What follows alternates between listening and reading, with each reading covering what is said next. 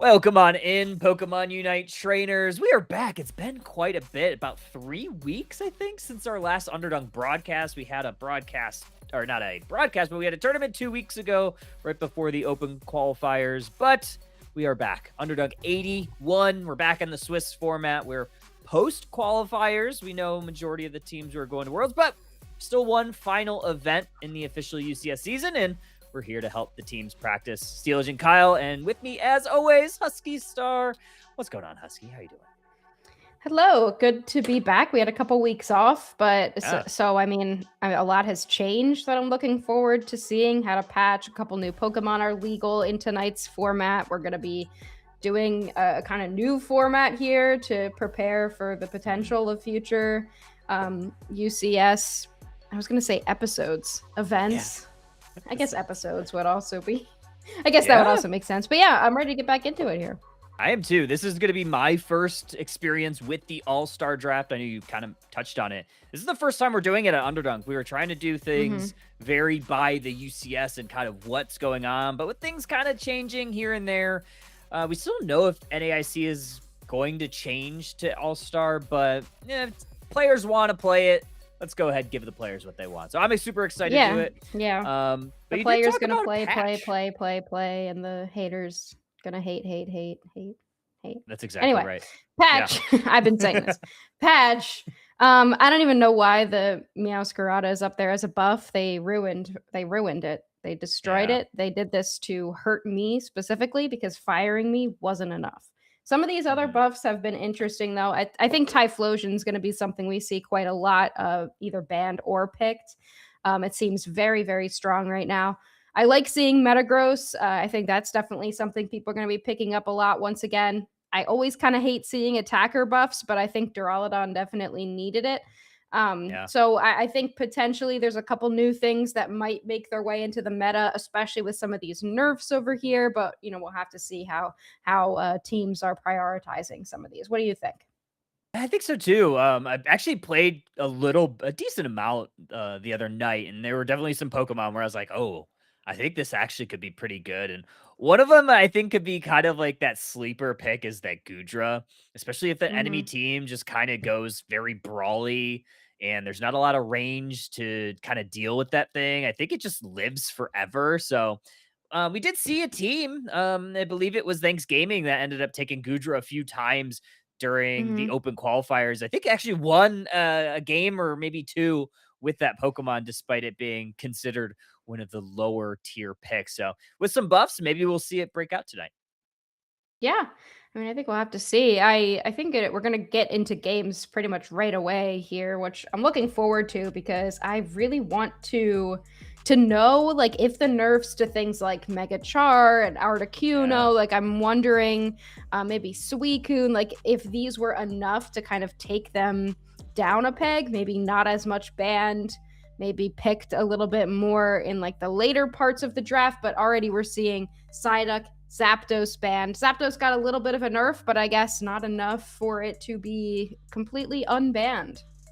Yeah, I ended up playing that Pokemon one time 2 nights ago, and I completely agree with banning it still. Yeah, It seemed I think it's still pretty busted, yeah. silly. It's silly. Like, there was some times I'm like, how did it do that much damage? Just the combos pretty strong. So yeah, agree with some bans there. I think the Psyduck makes a lot of sense, despite getting nerfed. Charizard Y also being up there, I think it's still pretty strong. I think teams just don't want to deal with it. Moltres also, just get it out of here.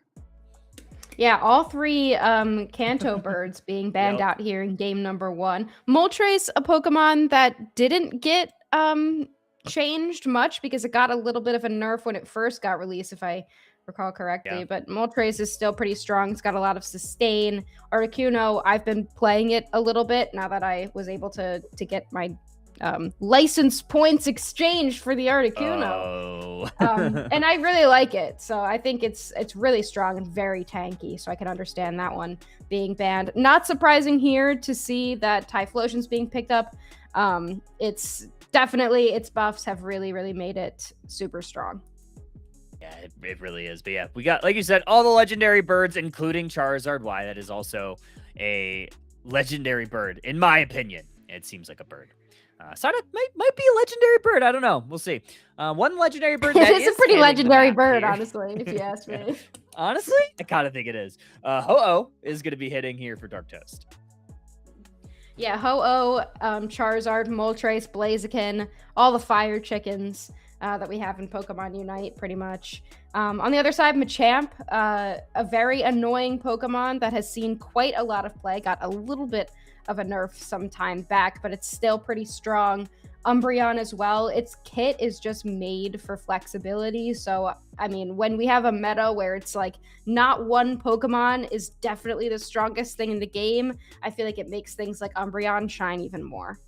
Yeah, Umbreon really strong. I think we'll get into what was picked and banned in last iteration of Underdunk, but Umbreon was up there very frequently. A few other Pokemon that have been up there, that Blastoise, we're seeing fall quite a bit down towards this later stage of our draft, which is kind of surprising given the state of this defender Pokemon. We are seeing some very unique picks here from Dark Toast. We already talked about that T-Tar, and now we have that Dragapult, a Pokemon that we don't see a ton, but it did get nerfed, though, in this most recent patch, too, so they're still prioritizing it.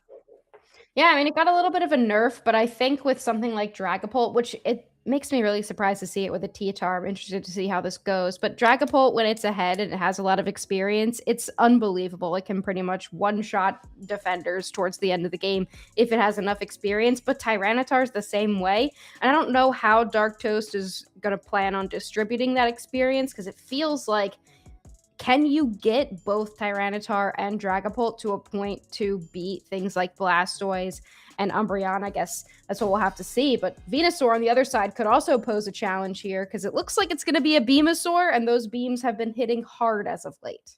Yeah, I love a good Venusaur game. So you kind of have those, like you said, 2 attacker picks here for Smoothies Kittens, and Venusaur being more of that traditional attacker, a little bit of range, and Typhlosion kind of feels like a pseudo attacker. It has a little bit of range, but does brawl pretty well. Yeah, I mean, I like Smoothies Kittens comp, I think, a little bit better, just because I'm worried about this Tyranitar Dragapult. I feel like if their attacker was something that was a little bit more early game, maybe something like an Espeon or even a Glaceon, I would have been, fine with it, but we'll see what happens. Let's get into it. Game number 1 of our Swiss round 1 is, Cyndaquil's super cute. We are going to see this Cyndaquil head towards the top path, so it'll be a traditional attacker on the bottom path of that Bulbasaur. Yeah, the Bulbasaur heading down there. The Cyndaquil, is interesting because it is an attacker, but it does kind of play like an all-rounder, like everything else in this godforsaken game. It plays like an all-rounder. But the way that it moves, it has kind of the mobility of more like an all-rounder, potentially like a speedster kind of mobility, but it does a lot of damage and can also play from range. So seeing it in top path is not super surprising to me. I do wonder if teams are going to keep that up. Hoopa currently trying to invade the enemy central area, not making too much happen, but being annoying. A little unsuccessful. You still get this Machoke online down the bottom path. Dragapult still not getting their levels, still just barely ticked into level 4. So right now looks like Smoothie's Kittens is actually kind of being a little bit more favored down that bottom path. This Eevee looking to get online just barely. A little too late on that tailwind from Ho-Oh. Yeah, having an Umbreon early before these birds is going to be really helpful. We'll see what it is. It is a mean look, which is going to be huge for shutting some of these things down. Already taking 1 KO. Smoothie's Kittens off to a great start up here in the top path. And they ended up grabbing the Pokemon, not in the mean look, still get the KO on the Hoopa. This time they grab the Ho-Oh. Another Spinorama for this Pupitar. Met in a mean look. It's going to still allow this 19 points to go on in. Machoke, their work is done. They got all that Eos energy in that T1. Yeah, I mean, the thing with something like Tyranitar is you can just play 4v5 for the entire game, and then Tyranitar just shows up at that last fight and wins it. So I think no matter what, Smoothie's Kittens can't count out the potential of this Tyranitar. So I like that they're playing aggressive. They're invading here, taking away that experience to make sure they stay a Pupitar for as long as possible. And that's also allowing this Ivysaur and the Quilava to get some levels. I'm going to submission this Pupitar one more time. Cross Chop misses the mark. I believe that's a Focus Band proc there. Machoke, gets met. Here comes the Piloswine. The Cross Chop does send the Pupitar back. I don't know if they're getting out of this one. They're going to try to make a way from this Piloswine. Goodness, that's so annoying. Criminal behavior. Yeah, I mean, you just kind of wait out the cooldown of submission and you can move really fast and then cross-chop through some of those walls. Just like the micro play ability, Machamp can be as annoying as a Sableye in some of these interactions. Looking pretty good. Hoopa Portal's gonna hit the mark in this 720 birds. Flamethrower gonna try to get some last hits. Unfortunately for them, unsuccessful. Here comes Typhlosion. Looking to push on this T1, leaving it at 2. And now we're just going to have a little bit of a rotate down towards this bottom path for a majority of the Smoothies Kitten squad. Yeah, I mean, Typhlosion's done a really good job up in the top path. They're level 8, getting close to level 9. Dark Toast trying to take that, but the beam from downtown will grab the Regidrago away. And this is a fantastic start for Smoothies Kittens, keeping Dark Toast shut out right now. Gotta love getting vision from that Umbreon, allowing the Venusaur to get that steal. Typhlosion able to take out that fire-type counterpart. Ho-Oh goes back, and Typhlosion sees 4 members of Dark Toast pulling in on them. Here comes the Unite move. There's a double KO. Looking for 3. They get it. Wow. Here comes Hoopa. Hoopa's gonna have to try to run away. Typhlosion playing very aggressive here, not relenting at all. Another eruption is going to hit the mark. Ho-Oh trying to defend. Here comes the submission into the surf, into the wall. There's that 4th KO, but not getting credit for that 4 KO streak. Doesn't matter. Goal zone down. Regieleki up next. Typhlosion is looking so strong. I mean, I've played against it a few times. I haven't quite gotten it yet. I did get it in the dice, but then any time that I was trying to play it, it was getting banned. So I haven't actually played Typhlosion yet. But every time I've played against it, it's been seriously strong. So seeing like the actual good players playing it, it's definitely seeming pretty broken right now. I wouldn't be surprised if we kept seeing it tonight. But Smoothies Kittens wants to keep pushing this. They want to try to get the Regieleki into tier 2. Yeah, they're doing a pretty good job. Hoopa just able to reset a couple Pokemon for this one more defensive stand. However, Pupitar, level 8, unable to get to T-Tar, means a double KO for this Typhlosion, continually pressing forward, make it a 3-piece combo, and that's looking pretty good. Venusaur has some beams. They've dropped that Unite move, and that provided a lot of damage to allow Typhlosion to clean up. We do have level 9 now on the Tyranitar, so even a couple levels down, it can still pose a difficult situation. It's going to pop that Unite move, go right in on the Umbreon. They do pop a Unite move of their own, but the shields don't matter to something like a Tyranitar. They will go down. Typhlosion in trouble. They have to eject button. Will they be able to get out? Yes, they will, Kyle. Perfect surf there from Blastoise to keep that Typhlosion upright. Otherwise, that level 12 Typhlosion would have likely gone down. Mamoswine gets met by a beam. Blastoise going to surf them away one more time. Going to reset this beam. There's that Sludge Bomb. Can we hit it again? But it's not enough damage. Just barely getting through this Hoopa portal. That was crazy to watch because the Mamoswine was surfed onto the jump pad and then it got forced to jump over the wall directly into the beam. And then I watched all of them on Dark Toast literally line up in a straight line that was like perfectly aligned with that second solar beam. It was just kind of like I don't know. When things happen, sometimes things do happen. And you can quote me on that. That's true. 332 to nothing here. Still Dark Toast completely shut out. I think they absolutely need to start going all together. I don't know if Mooney's trying to mute me. She's now standing on my keyboard. I think they definitely need to move as a team here. Glad to see them in a full pack of 5 immediately to go down. Oh, that beam was absolutely perfect. Great vision there from Typhlosion. They're going to chase down this Hoopa. Eruption hits the mark. And Dark Toast all perish.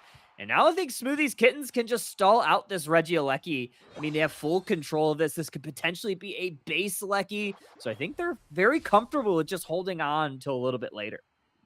I mean, Smoothies Kittens has done such a great job of keeping this Tyranitar from getting online. Like, yeah, they are level 11, but that's not nearly where they want to be by the end fight. And Smoothies Kittens just been playing super aggressive, making it so that the Tyranitar can't actually move in anywhere, can't farm their own side, and they've been kept to a relatively low level. That could change with a good engagement from something like this Mamoswine or some damage being put down from this Dragapult. Could potentially see them try to do that here in this bottom path. Very scary moments. Typhlosion, though, able to run away from those 4 members of Dark Toast. All 5 are actually down there. Smoothies Kittens are now going to start making their way towards this Regieleki. It looks like Venusaur might be going for it. Yeah, they're going to just start ripping through this. Should be pretty easy clears unless Ho-Oh makes a steal. Oh, that could have been dangerous, but it doesn't matter. They're able to clear it. Ho-Oh hesitated for a second. I think if they just kept walking forward and threw a basic attack, they might have been able to land on it there, but it is tough in that decision. You don't want to like take a ton of damage right before this final objective hits the map. Ooh, poor Hoopa just got obliterated by that beam. And I don't think there's really anything that could dive onto that Venusaur who's just been silently destroying in that backline.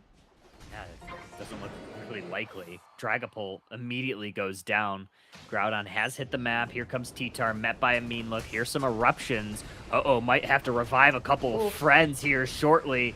And there it is. There's that revival. We'll see if that really amounts to anything. Umbreon getting low. Another beam. It's going to send a couple of members back to the Pokemon Center.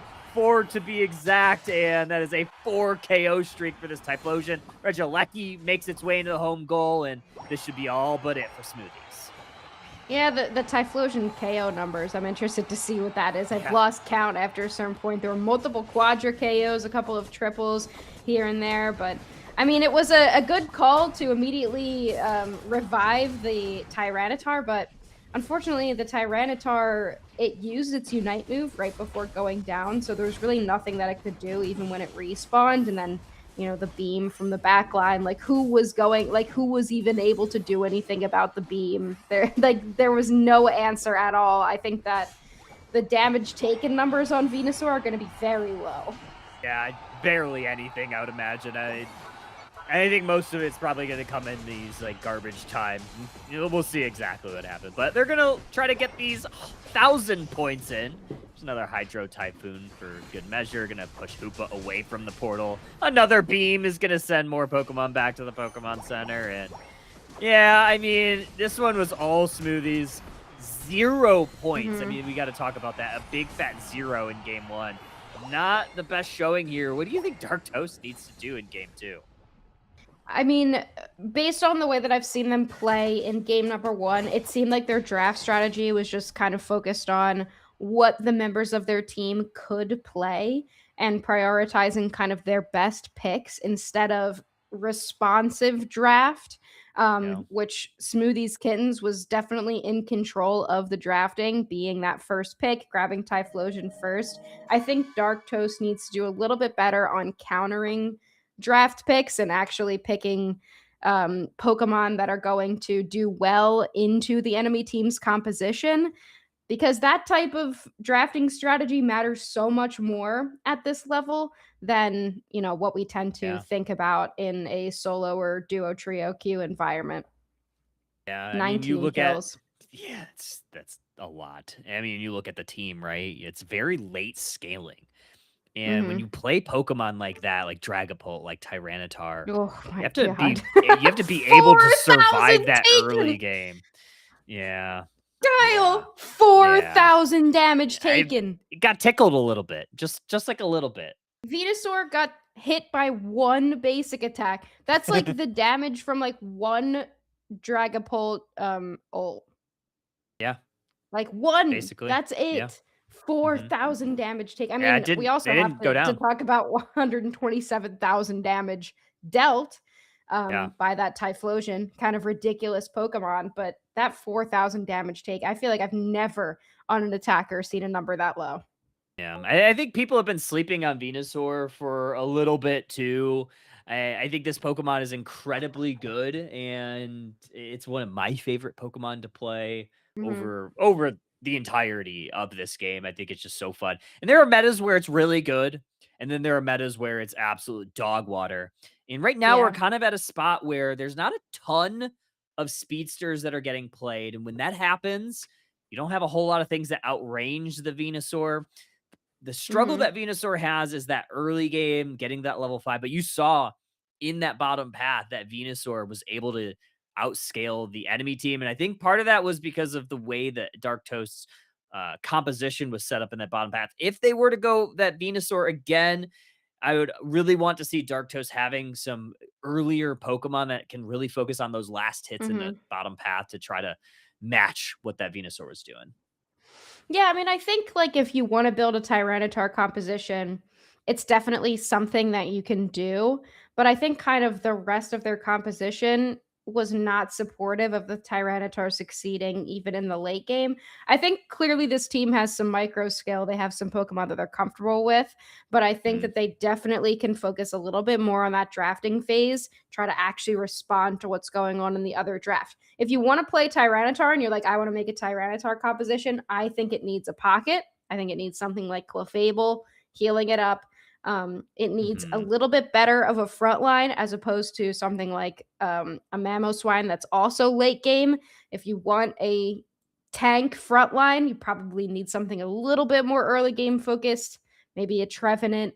Um, Umbreon, of course, like we saw, take that away from Smoothie's Kittens, I Mhm. think would be super beneficial. A mean look could really help a Tyranitar. And then provide some extra backline damage support in a low stakes way, like Electro Ball Pikachu, Mhm. or like a stored power Espeon, and kind of play it more like Protect the President. I think that works really well as opposed to having three-stage evolution Pokemon on the team. It just kind of wasn't setting them up for success, especially when Smoothie's Kittens started dominating that early game.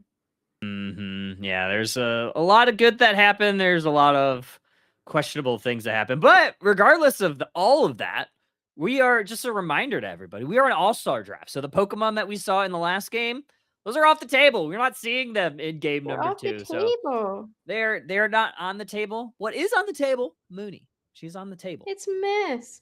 So, Miss, what do you want to see in the next Yeah. game? I think Her she's in favorite Meowscarada. Pokemon is Espeon. Mm, Um, that makes she sense. really loves Espeon. She likes a lot of psychic type Pokemon because she's so very smart. So she really likes Espeon and Gardevoir. So she would be very happy to see those Pokemon come out. Um, but after so many of these really strong picks have been picked just in this game number one, I do wonder kind of what we pivot to from here because I think a lot of Smoothies Kittens Pokemon were like probably some of the best picks they could have chosen, right? You got Yeah. Blastoise out, Umbreon is out, Typhlosion is out. So, what's your plan from here? I'm excited to see. Me too. And I think I got this correct on the bottom. I think that's all the Pokemon that we saw in game 1. If it's not, we'll find out, but I believe I got it all right. The hoop, yeah, it looks like it checked out. I forgot to take a screenshot Mhm. and post No, it so those I can were those were the easily right update. ones. Yeah, I Mhm. think I got it. You did a good job filling while I was, like, locked While you in were trying to selecting them, select all of I these. really like that plugin.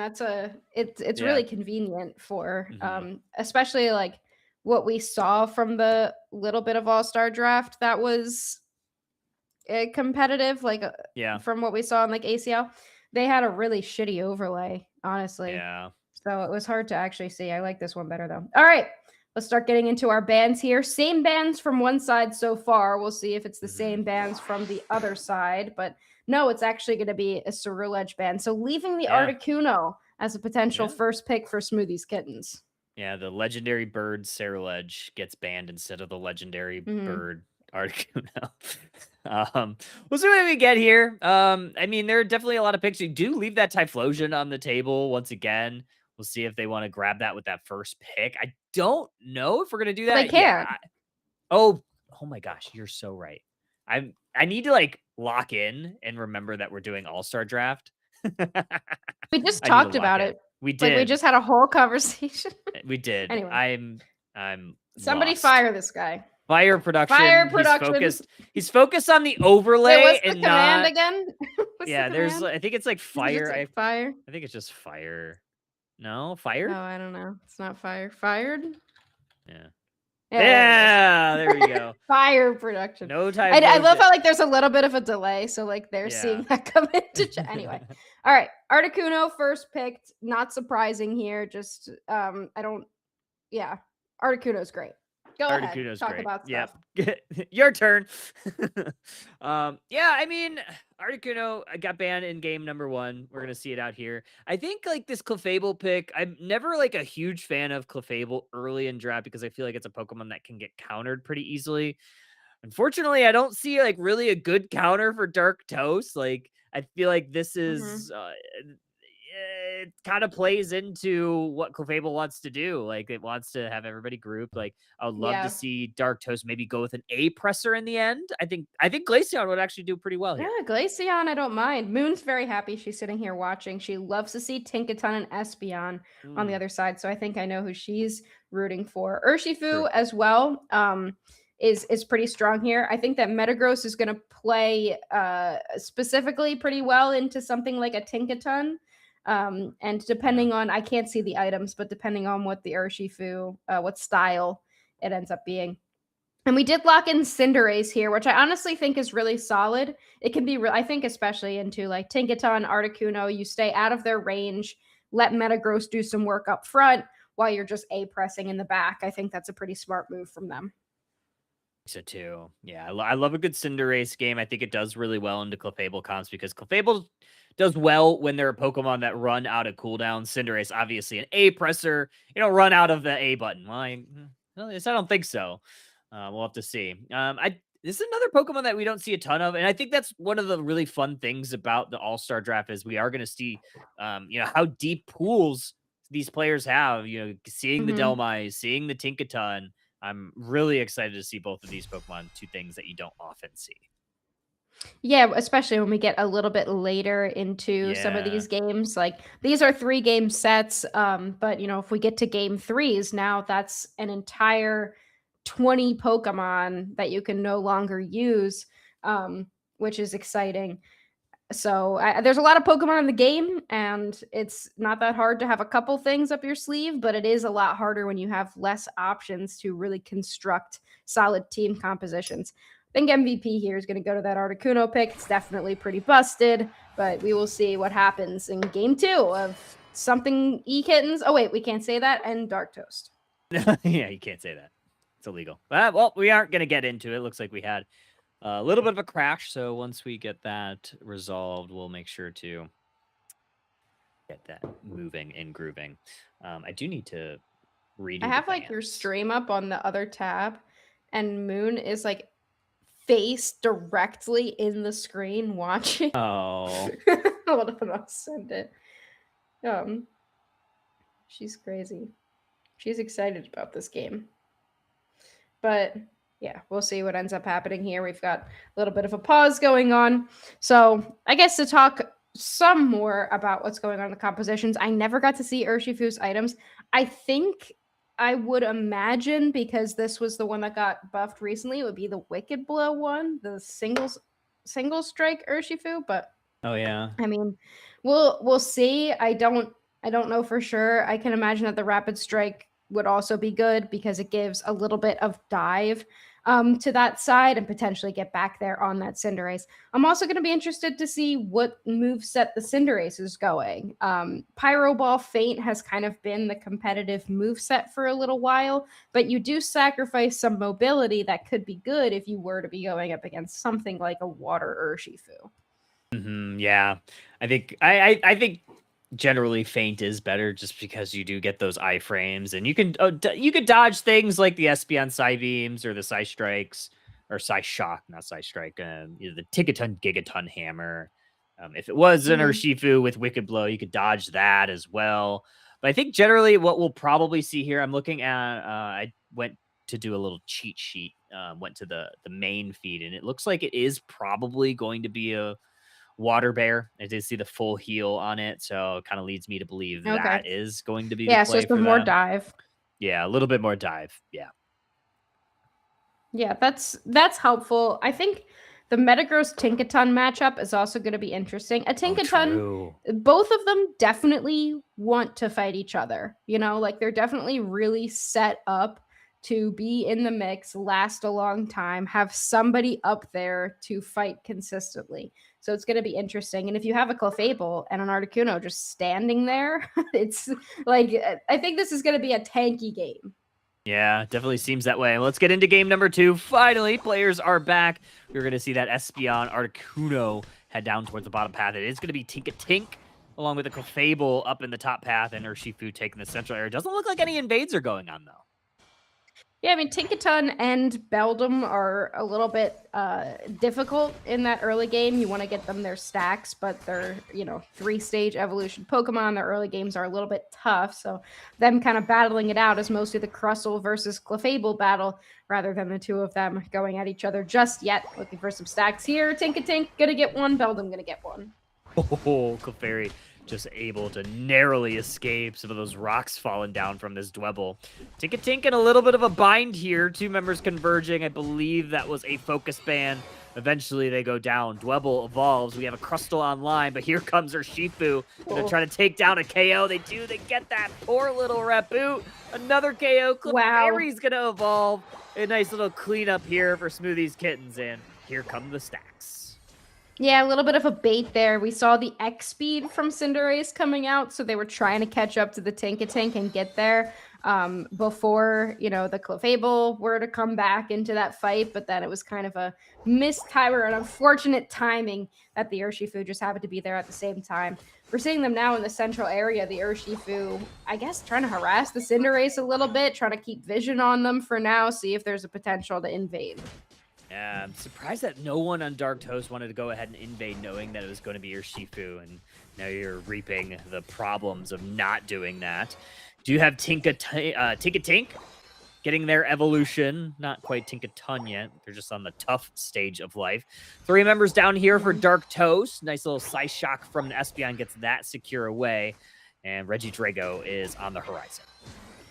Yeah, I mean, this X Speed Cinderace is interesting to me. Very surprised to not see an eject button. I feel like that's a classic solo queue move, but I'll let them cook. And at this point, level 6 on that Tinkatuff, they're just going to kind of be able to harass potentially this goal zone, especially with the Clefable standing there. Oh, no, that feels really bad. More stacks coming in. You're going to get this evolution online for Tinkaton as well.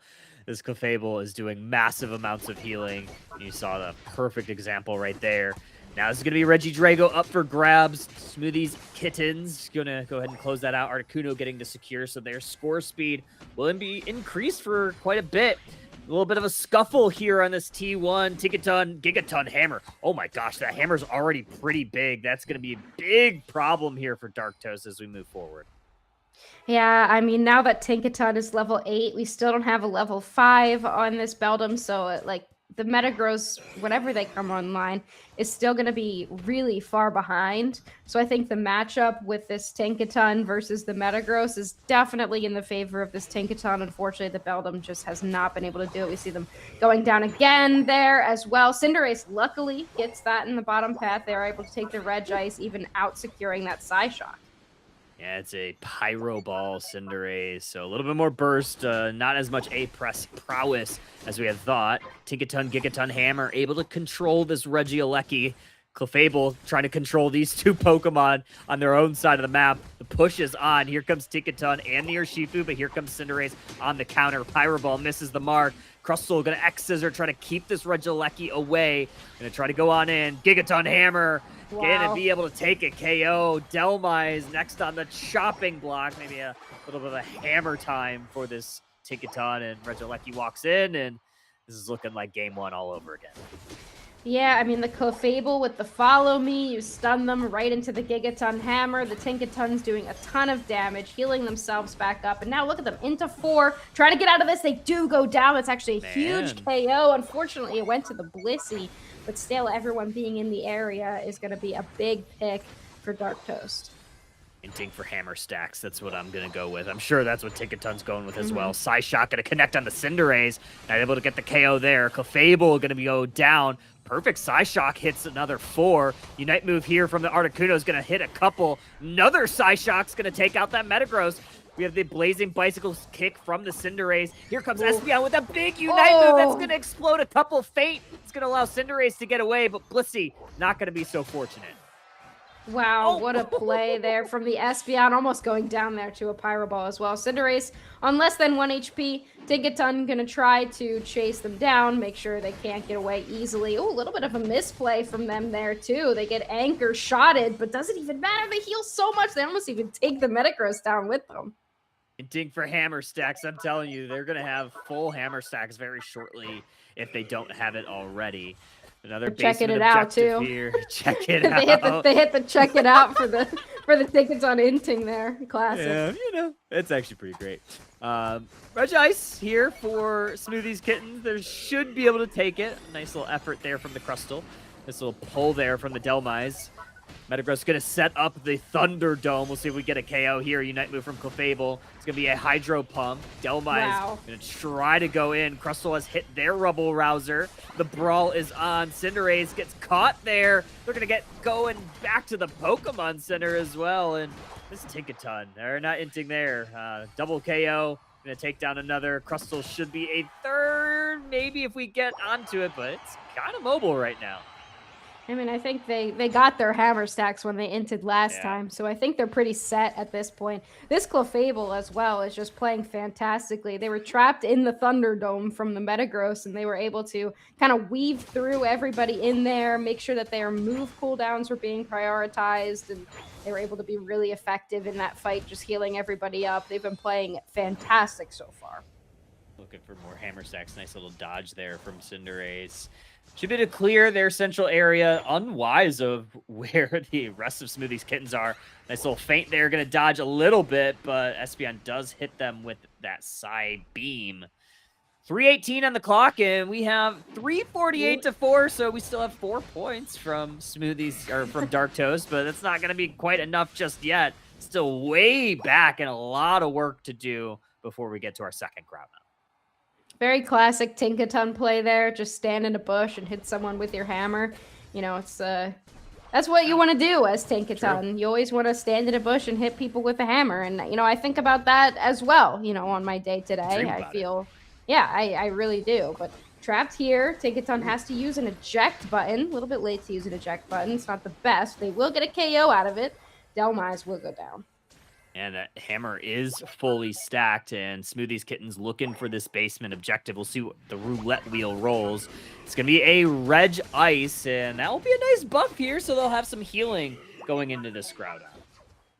Yeah, 20 seconds remaining before the Groudon hits the map. Nobody's covering top path, so I don't mind this play from Dark Toast just to break a goal zone. The score lead is very wide for Smoothie's Kittens, but any points that you can possibly get in is going to be helpful here. They will also take a Regieleki off the map. It's going to go towards tier 2. It'll get them at least a couple points. At most, it'll get them an opportunity to distract Smoothie's Kittens or make an interesting play. See how this goes. No one really stepping forward too far on Dark Toast. Crustle goes. Gonna be able to dodge a little bit. Oh, Espeon hits a perfect combination. Unite moves didn't come out from the Delmise, so they're back to the Pokemon Center. Crustle hits their Rubble Rouser, but 2 members are down. Blissey, and now Cinderace goes. Espeon hits another side shot combo. Urshifu on the back line is cleaning it up. Metagross hiding in the tall grass, waiting to try to see if they can get in. Here comes their Unite move. Is that going to be enough? No.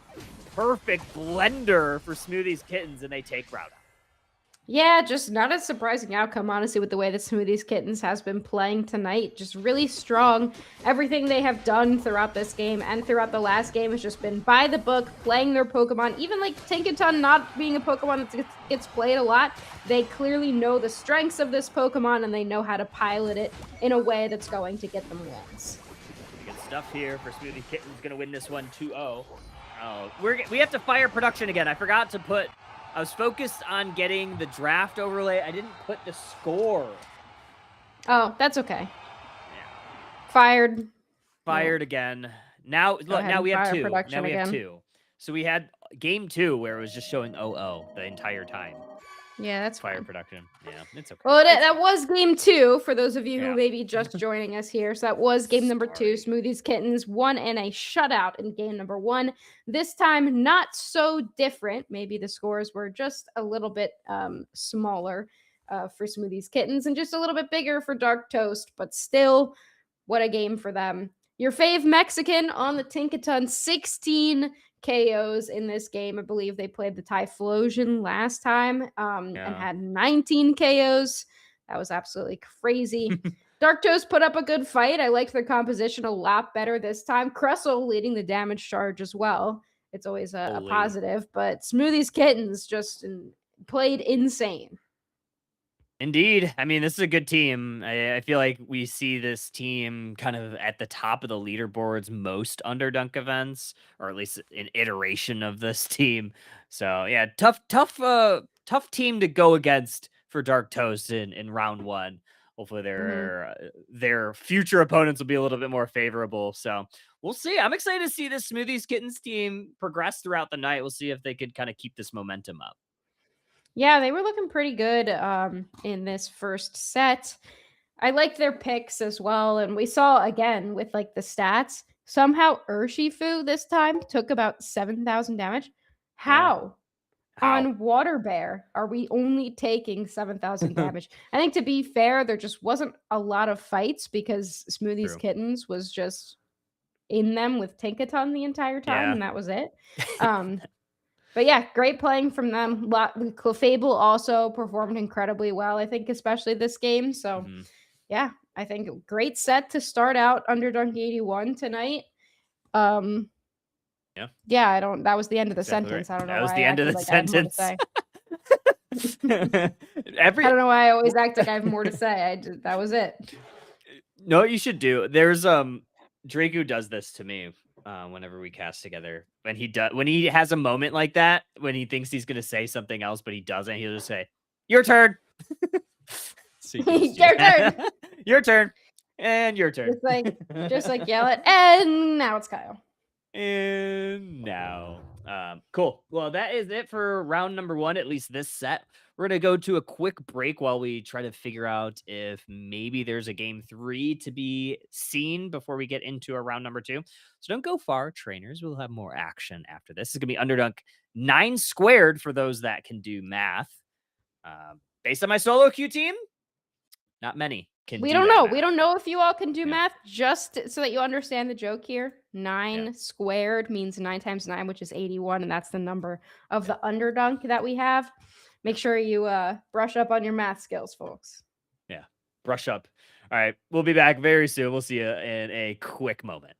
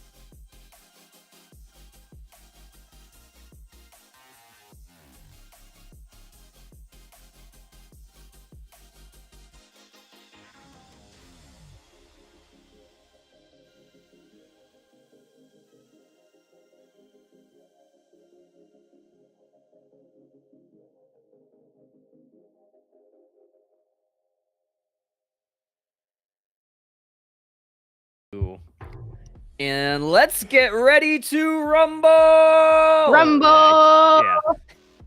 Welcome back, traders. I caught on. I figured it out. Did you? Yeah. For those that weren't backstage, which was just us two, I said, "Are you ready to rumble?" And I just decided to do that on the spot. So here we are. We are in round number 2. We're going to see Miltank Patrollers taking on Mamo's Moving Company. Trying to remember who is on either of these teams. I believe the Mamo's Moving Company, I believe that's Elo Poppy's squad. So I'm pretty excited. Anytime Elo Poppy, Stupa, Karchstoffer. Yeah, pretty good squad. Yeah, that's gonna be a fun one to watch. And then Miltank Patroller. Some familiar names mid lane. Tired Alex was formerly on Exodia.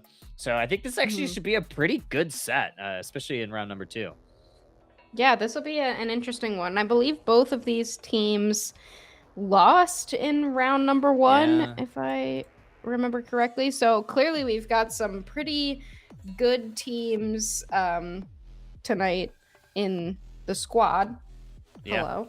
Clearly we've got some good teams signed up for Underdunk, so there's going to be a lot of action. And the All-Star Draft, I think, just brings us a different, just kind of like a different, more nuanced way of viewing the game, where you can't go into any one match with the same strategy. So if you're not prepared for it, then it's going to be a lot more difficult to kind of bring it back in some of these situations. It's true. I want to take a look at, since we have a little bit of time before the match is fully ready. Do you have a little bit of information that we do see that Mamo will be on second pick, and we are going to see the Kyogre map for the first time this evening, as we did see Groudon in both game 1 and 2 of our round number 1. But let's take a look at our top encounters from last time, Underdunk number 80. Yeah, these are interesting. I think that a lot of these have stayed pretty similar from what we can see so far. Maybe Mega Charizard is going to go down just a little bit after it got some recent nerfs, but things like Psyduck, Moltres, Machamp, Snorlax, like these are things that we have been seeing for months and months throughout the entire UCS season. It is interesting to see Blastoise going down so far. I guess the nerfs finally caught up to it, and things like Umbreon, like we were kind of talking about in the last set, things like Umbreon are kind of making their way back in as like that premier defender. Yeah, I think the other thing that I'm very interested in as we get to stats for this current event is that we are on All-Star Draft now, so the numbers are going to be very different this week versus our last iteration of Underdunk 80. So that's kind of an interesting thing to think about. We'll see if we can figure out like how we can kind of incorporate like the first game bans or whatever. I don't know. There's some things that we could potentially think about. Let's take a look at our picks, our top picks. Like you said, very notable Pokemon that we've been seeing tonight. The Moltres, the Snorlax. Snorlax got banned both in game 1 and 2 last round. So maybe we'll see it eventually tonight. It was the highest picked Pokemon last time. Middle of a yawn. We're good. Well, that makes sense because we're just talking about Snorlax. No, and that's exactly what was happening. Snorlax is just one of those Pokemon that's always going to be strong, and it's a really safe first pick option too. So if you're not exactly sure what the enemy team's going to do based on the bans that everybody's laid out, picking Snorlax is always going to be good, and you can be really flexible with its movesets too. So it's not surprising that it's still really up there in pick rate. Not super surprising, but what is not also surprising or something, I don't know where I was going with it. We are going to be getting into game number 1. You always do that. You always do that where you want to like tie that like directly in, and sometimes it just there isn't anything. Sometimes it works, sometimes it very much doesn't. That was a time where it absolutely did not. Yeah. I mean, keep shooting for the stars. That's all I gotta say. I've been saying this. I've been shooting for stars and whatever Haley Williams said in that one song, Airplanes, Night Sky, something, right? She said, I'm pretty sure there was something about that in the Airplane.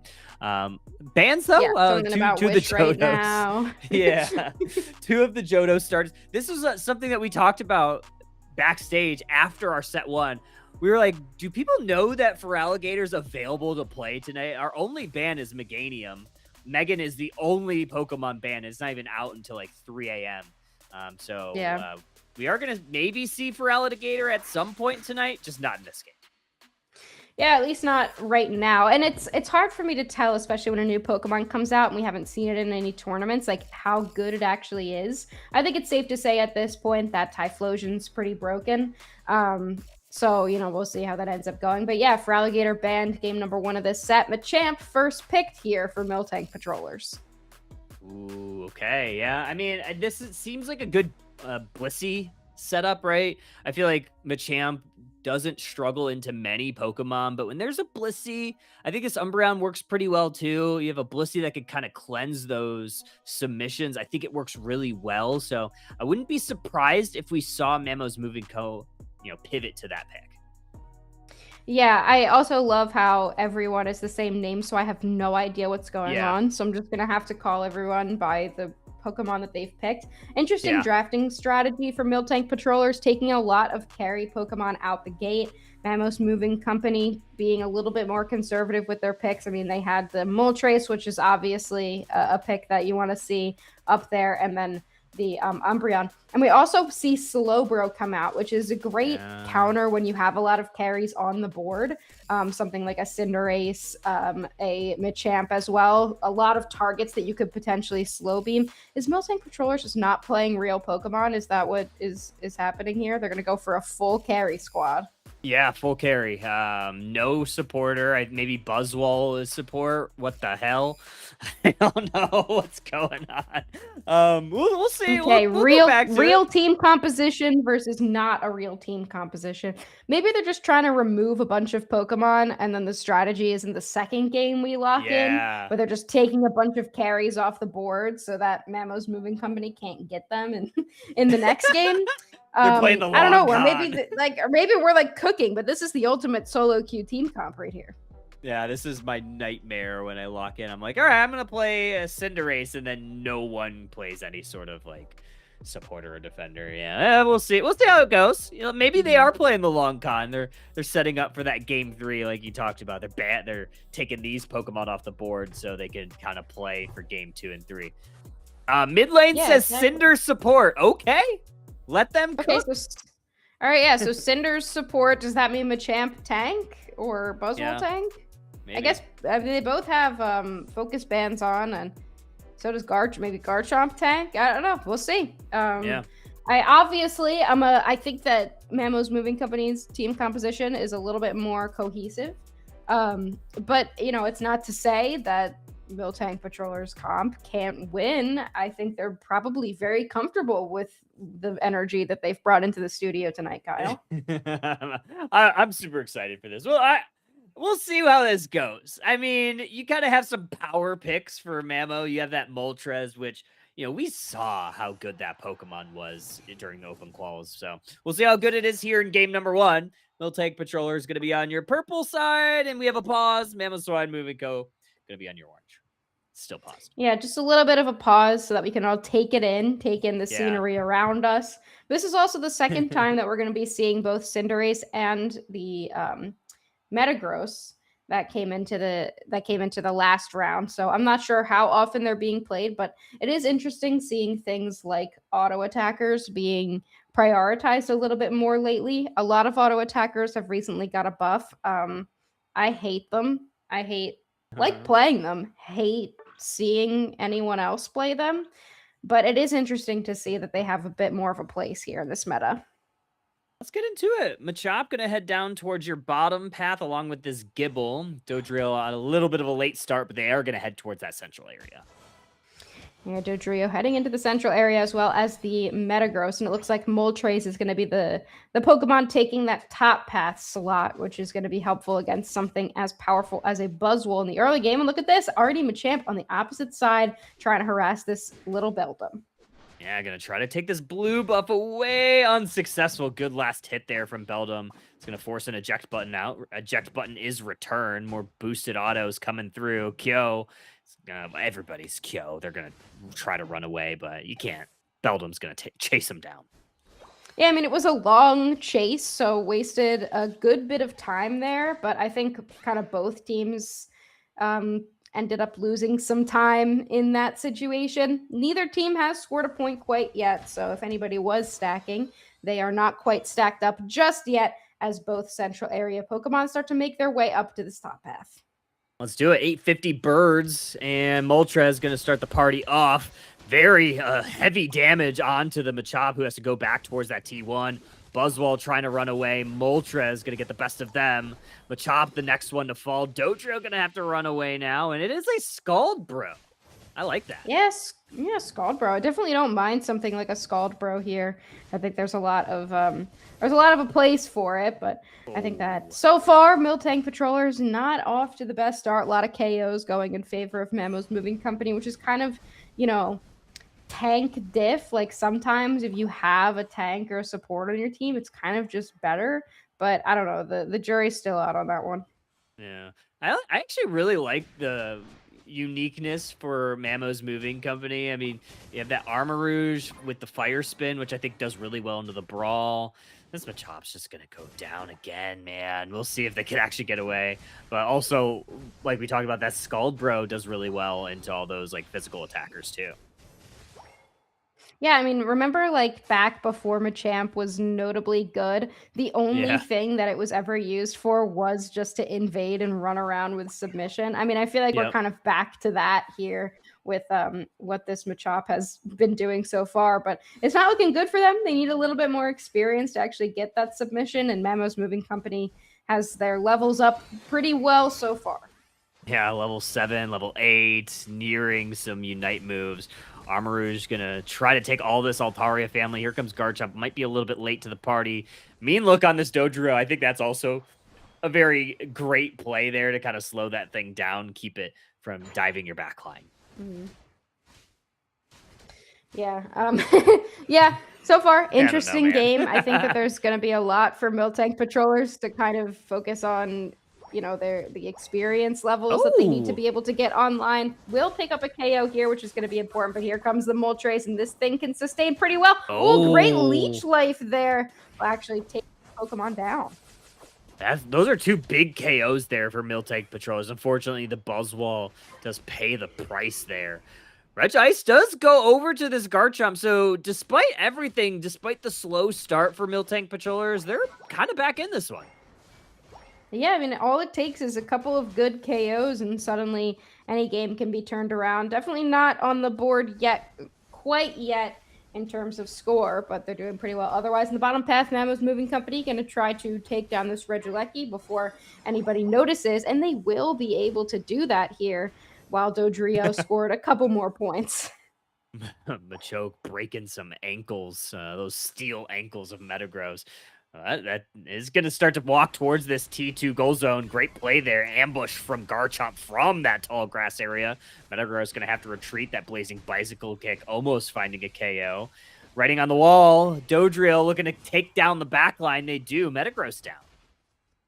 Yeah, Metagross going down here. Definitely a good play for Miltank Patrollers. They're definitely starting to cook up here as these carry Pokemon start to be able to deal a ton of damage. Another big Pyro Ball comes out, 2 KO streak for the Cinderace. Now it's just going to be a matter of can they take down this Umbreon. They do use a Unite move, buy some time for the Metagross. Big return KO from the Metagross. Yeah, Metagross gets that one, able to dodge a little bit, just able to get to that Citrus Berry. Meteor Mash, not able to reach that Garchomp, who's deposited 33 points. Armarouge comes to the rescue, takes out that Dodrio. So we've been having a lot of brawls here so far. Good eject button from Buzzwole to try to take out the Moltres. But Moltres, it's Elo Poppy able to get away. Going to try to go back into the Buzzwole. Leech Life hits the mark. Are we going to find a KO? Garchomp coming to the rescue. Holding down that A button. But man, the mobility on that legendary bird is absolutely criminal. Yeah, I mean the amount of defenses it has, it's just so tanky in some of these points. Like even the shredding A pressers are not enough to take down these legendary birds. Even the legendary birds Cinderace, not enough to take down the legendary birds. Here comes a Regice here. Metagross going to jump right in, start ripping this thing down, but Champ goes down easy. Yeah, slow beam onto the Machamp is going to be the catalyst for that fight. So no, Reg Ice here for Mammo's moving co as they move towards this T1 gold zone. Dragon combo from the Garchomp, but they're going to have to retreat backwards. A lot of damage, and that T1's down. Barrage blow from the backline. Metagross hits them with the Meteor Mash. Here comes that Pyro Ball, and it's just the Machamp that falls somehow. Mammo moving co mostly stayed up. They did lose that Metagross, though. Yeah, Metagross went down, and Cinderace is level 12 right now, Kyle. So the levels have certainly shifted back into Miltank Patroller's favor. And this game is still anybody's game at this point. I mean, I think some of the biggest things are going to be in the end game. Who does Slowbro target with a slow beam? And is it going to be enough? Because there's so much damage coming out from Miltank Patrollers that they could just decide to go for a full rip and then use that buff to obliterate the enemy side and score a ton of points. It's really anybody's game. Cinderace is going to score 50 on the top side away from the fight. Nice mean look there is going to lock down this Machamp. Regieleki trying to walk towards this T2. Buzzwole on the defense, but 4 members of the moving co are there. Moving in on the Buzzwole. They go down. Regieleki finds its home, and T2 has fallen. Yeah, I mean, I think that might have been a little bit of a misplay here for Miltank Patrollers, but they have maintained a decent score gap, not too far behind here. Garchomp, instead of trying to bother with the Regieleki fight, they just went and scored again in that tier 1 goal zone. Now Machamp looking for another 40, but they were caught out here. He tried to chase down by this Moltres, but that is a fast Pokemon. Very fast. Only level 10, though, so we'd love to see some additional levels before we get towards the end game. Does hit that level 11. Now we see this top Reggie about to spawn. 30 seconds until our objective hits the map, though. Yeah, with 30 seconds, I wonder if the moving co wants to really bother with it. It doesn't seem like they do. It's another Regice. Could give them a little bit of some extra HP throughout the fight, but I don't think they're super concerned. Instead, they would rather get ready, see if they can get some vision. It looks like Miltank Patrollers has already set themselves up here. Slowbro getting some good vision. They do hit a Scald on this Garchomp, so it kind of seems like everyone knows where everyone's hiding. Oh, Machamp getting caught in a me look here is definitely not good. They have to use a Unite move. Yeah, they do use the Unite move, but they still go down. Moltres in hot pursuit of the Cinderace. Kyogre already at half. Some Leech Life's hitting the mark, but Buzzwole goes down. Who's going to have this? Kyogre. Dodrio comes in with a triple trample. It's not enough. Slowbro able to secure it for Mammo's moving co. Yeah, Dodrio honestly had a chance there, but like it did a weird little pathing with the Unite move. I think they might have been able to get in there, but either way, it was just like it went the way you would expect with a non-traditional full damage dealing team composition. You really can just kind of walk in with a team like Mammo's Moving Company has and start taking Pokemon down left and right. That's kind of what you'd expect, but it was a really good showing from Miltank Patrollers, especially on a composition like this, to put up as much of a fight as they did. Honestly, they played really well, all things considered. I'm going to add the 1 because I think this one's all but over for Miltank Patrollers in game 1. But maybe, Husky, maybe this is a situation where they're trying to ban future picks and they're playing the long game, and we'll just see how they decide to line up game number 2 if they end up picking some different Pokemon away from Mammo's moving co. Although, I mean, the roster's so big in Unite now that I don't know. I don't know if that's the right strategy, if that is what they're doing. Yeah, I mean, that's kind of the fun of All-Star Draft. There might be so fun. A bunch of different strategies. Like I've been thinking about it, and it's possible that if you know of like a one-trick player on the other side, you don't even have to ban them out. You can just pick their thing, and then they'll never be able to use it for the rest of the set. So it is like I don't know. It is a strategy, I guess. There is something that happens with it, but yeah, Mammo's Moving Company going to go ahead and take game number 1. I think if Miltank Patrollers really locks in, they can definitely beat this team. I think it's just kind of one of those comp diff situations, and they were unfortunately unable to get all of their damage dealers to a significant point to be able to take an end game fight. Yeah, I mean, and they did survive. Look at all these Kyos. Like, that's so tough. Which one is Uh, actually Kyo? I don't I even. don't know. I have no clue. All of them. Maybe none of them. Maybe all of them. None of them. Only God knows. That'll be crazy. I don't even know if God knows. I don't even know. I feel Honestly, like you would be God's a little probably confused, honestly. like, I'll ask what are him. you guys doing? Yeah. Pray about it or something. Ask God. Yeah, what do Who people is? do these days? How do they get in Yeah. contact with that guy? I don't know. I think It's it's been hard to this is reach lately. text line. I think that there's now an LLM for it. I'm pretty sure, but it's behind a Oh God, paywall. it's behind a paywall. Actually, I think God recently visited Fox News, from what I've heard. So we should Oh, check in on that story. It could be oh really my interesting. lord. But yeah, Uh, some decent damage put up by both sides, some KOs. There was a lot of brawling, but I think it wasn't really like dealing damage kind of brawling. It was just kind of like scuffed the entire time. But I mean, Moltres, really solid Pokemon. I think we've seen Metagross do pretty well as well. But none of these Pokemon are going to be able to be picked in game number 2 due to All Star Draft. it's true. That's 1000% true. I mean, I'm excited again. I'm like super excited about this mode. I think it's super fun. As the meta progresses, as players become more used to it, I think, like you said, there's going to be a ton of different strategies of how to attack this. It's like, okay, how many compositions do we need to have ready? How many picks do we need to have? Like the Pokemon pools that players and top players are going to need now, going to be a lot higher Mhm. because, like you said, you can just take away a one trick in game number 1, and then you can ban 3 other Pokemon. Like, there's so Yeah. many different things that you can do. So I'm excited to see kind of how it progresses, how the top teams attack the All Star mode. We can only hope that we get it at like NAIC and Worlds. I'm like fingers crossed, toes crossed, everything Don't is talk crossed. about that. Never say that again. I never want to I'll, hear about your toes again. I hate that you reminded me that that I they have exist. toes. Yeah, that's so unfortunate. So here could be a hot take, and let me know if you agree with me, chat. Me and my sister have talked a lot about this. We don't think men should be allowed to wear flip-flops. Let me know what you let me know what you guys think. I don't think men should be allowed to wear flip-flops. At the very least, even if they go to the beach, I feel like they should wear those little webbed shoes. If Okay. not, just like fully wear sneakers. But I just don't really think they should be allowed to.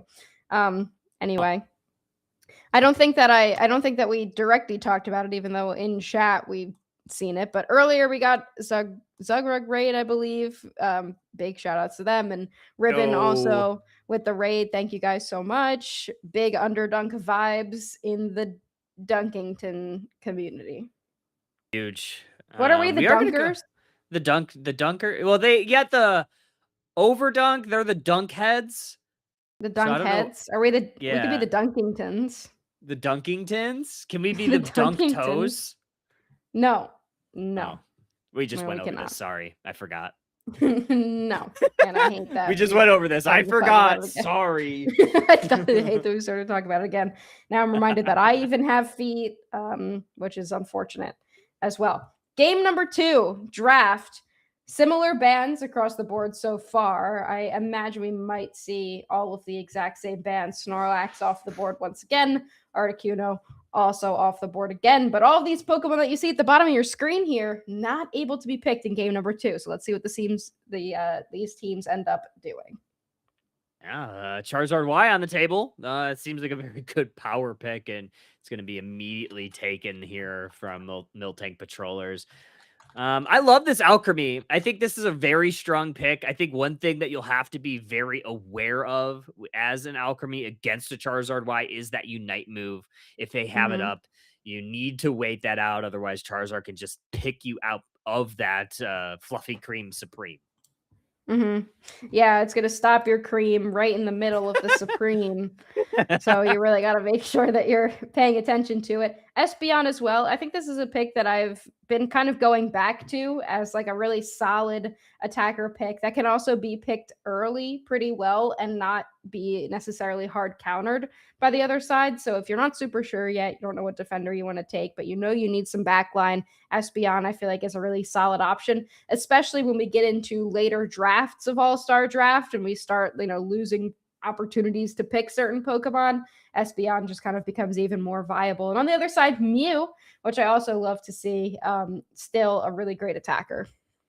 Yeah, I mean, we tend to always see Mew at some point, so I think we'll continue to see this Pokemon until the end of time, until they nerf it into oblivion. I don't think that'll ever happen. I think Mew's just loved so much that it'll just always be at Yeah, I least mean, it's still just like semi-relevant. it's Kit. Like you would have to make Yeah, it do no damage, and then like okay, yeah. like why?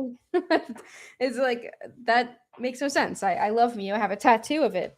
Um, so yeah, We're gonna get the regular Charizard pick on that gutter position here for Mammo's boneless Moving Co. char. Boneless Char, no, Boneless char. no Mega Evolution Stone. Gogeta asked in chat, can't Mamo team pick That's Machamp? cute. Oh, is that the real Kyo? For real Um, cute. no. So with the All-Star mode, it's just gone forever until the next Yeah, round. Yeah, it's never just gone. again. No one can pick it. Yeah, there was a different mode, I think, where if your team picked something, then it was only Yeah. That's absent what for like what they your did at team. But ACL. yeah, they've done similar, different types of all-star draft situations. But because the roster is so big, I think they made this mode just nobody can pick any of it, which I definitely like. I think that's really solid. But two interesting compositions here. I like that we start to see some interesting picks. We've got Boneless Char and Mega Char, so I'm excited to see how this one goes. Boneless Char and Mega Char. Let's get into game number 2 of a round 2 Swiss action. Miltank Patroller is going to be down 1-0 here going into this one. We're going to see a couple of pink blobs head to the bottom path. Oh, wait. Are we getting a 3 or a 1-1-3? What is this? Getting 1-1-3, or are we getting an invade? Looks like an invade here. Okay, Blissey okay. is going to head to the enemy central area, try to deal with the Boneless Char that's over on the other side. We have the Mega Char in this bottom path, so kind of playing as the attacker role, whereas you have Urshifu getting that level 5. Definitely a smart move. You want that level 5 on Urshifu as soon as possible because Cubfu is abysmal and absolutely useless. See if this Blissey... Oh, they did get that blue buff, and they're going to continue putting on pressure for this Char. Are they going to be able to get that too? They do! That's absolutely criminal. Great start here for Miltank Patroller, stealing away some experience.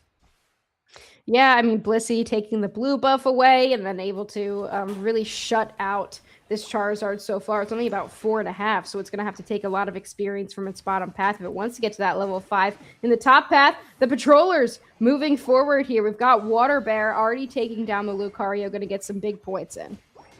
Big points in already, 30-18, and all of that deposited into this T1 on the top side. And the bottom side going pretty decently here for Mammo's Moving Co., despite losing a lot of their own central area. But look at this. Another invade, this time Urshifu and the Blissey. Mew going to try to salvage this top path, but here comes this Lucario. Elo Poppy going to try to take a KO. They do. 11 points in for Luca. I mean, it's tough even when you are a Mew and you've got a light screen, you've got Surf potentially and the ability to push some Pokemon around. Still difficult as a squishy attacker to defend that goal zone all by your lonesome.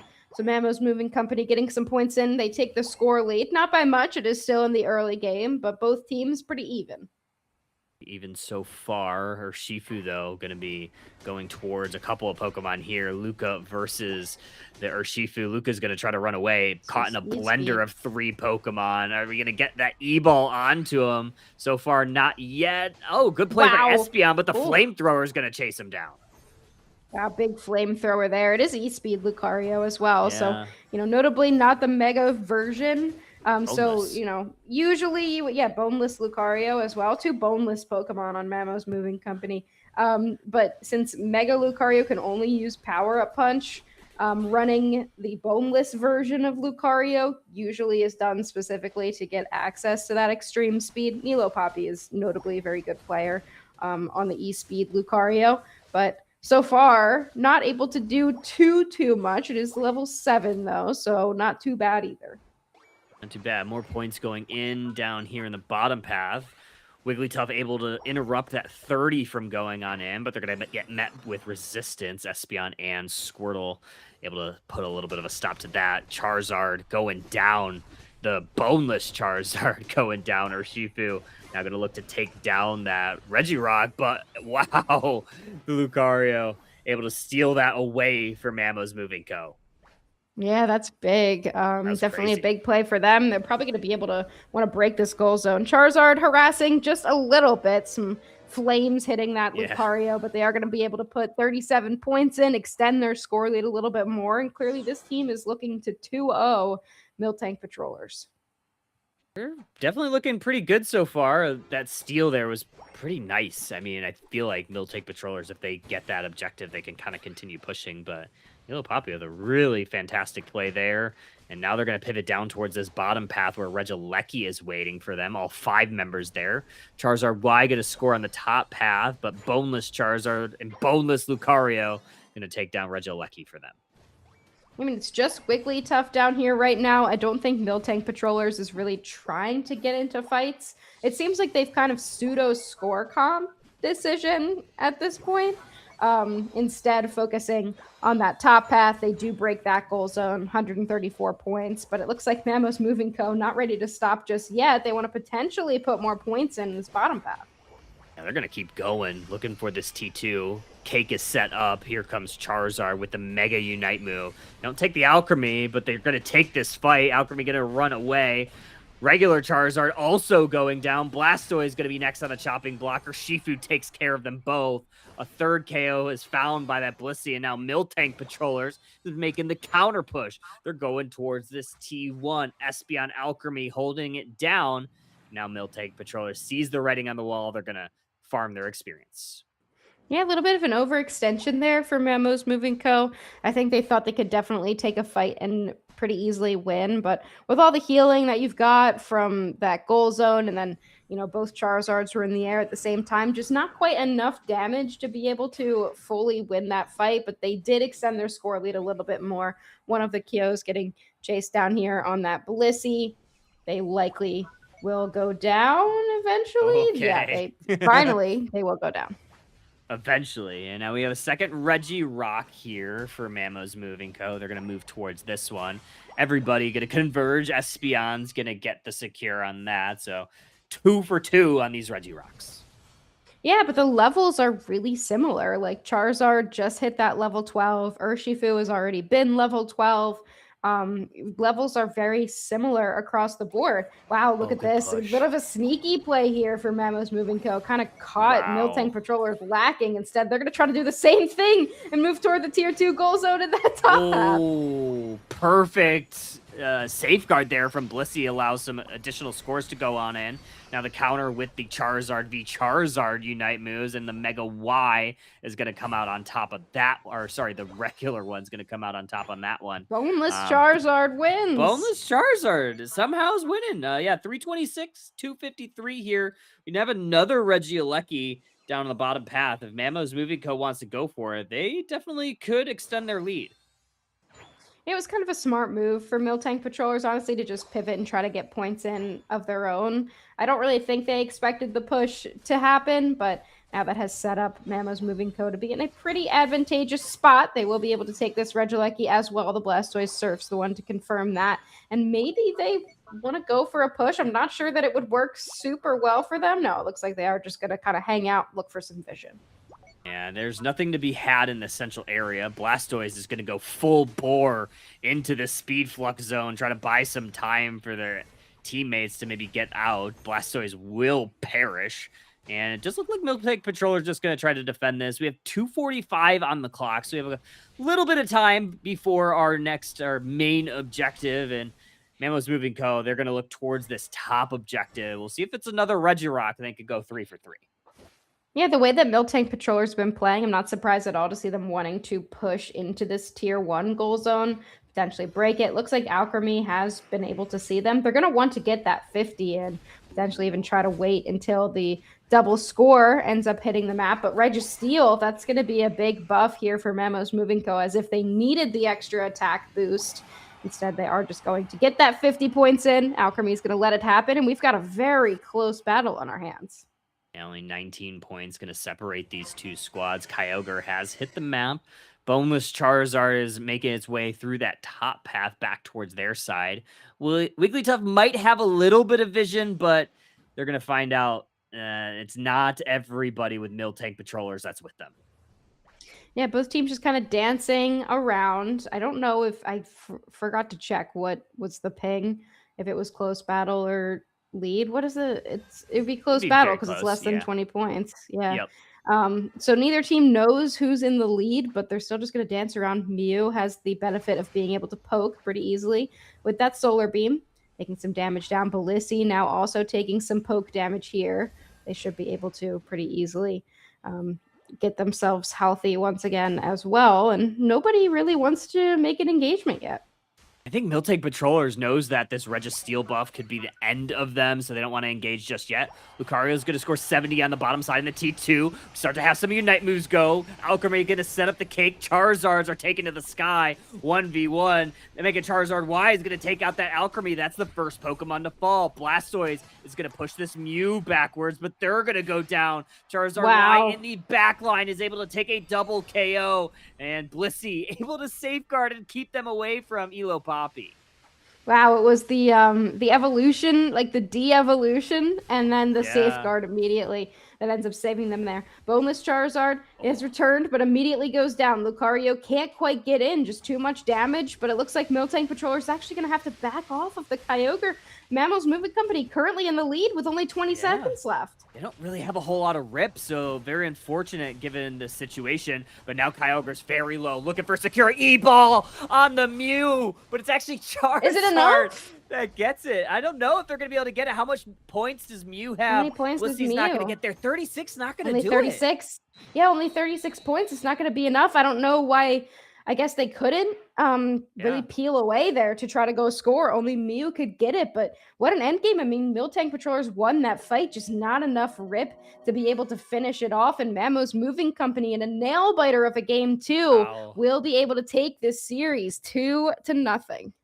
Wow, just like very good patience there from Mammo's Moving Co. And I think, the detriment to the Miltank Patrollers composition was in that moment. They just didn't have a lot of rip to take the Kyogre off the map, right? Or Shifu was down. Charizard was like on 1 HP, and not much a Mew, a Wigglytuff, and a Blissey could do about the Kyogre. So unfortunately, and you saw how much points that they had in pocket. They didn't have a whole lot. Even once they got that Kyogre, eventually Mew only had 18 points in pocket. So not going to be enough. So congrats to Mammo's Moving Co. They're moving on with a nice 2-0 victory here in round 2. Yeah, what a good set. An interesting game number 1 and an even more interesting game number 2 here, but both squads of Kyos doing pretty well to end up with that game. I'm starting to see some of the interesting strategies coming out in the All-Star draft and kind of what teams are prioritizing. And it lets us see some more of those boneless Pokemon that we've kind of forgot about after the Megas have been released. Yeah. Very fun set though. Eventually we will see a Feraligatr. I'm sure of it at some point. I'm sure. I'm sure eventually. I want to see it. I want to see this thing just like crawl around the Thea Sky map, and it's just so funny looking. Like when it's in its unit. Yeah, it's kind of creepy, honestly.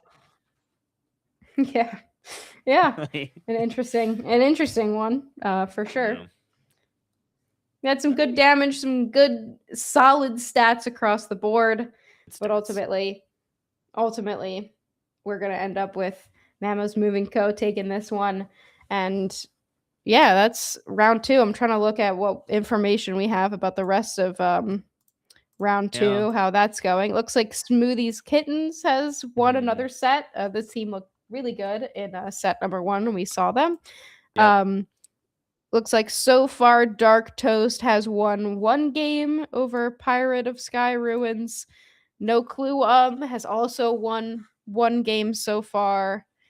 And we haven't gotten any information about the CC Yellow match yet. But so yeah, we're still rocking and rolling in round 2. Rock and rolling.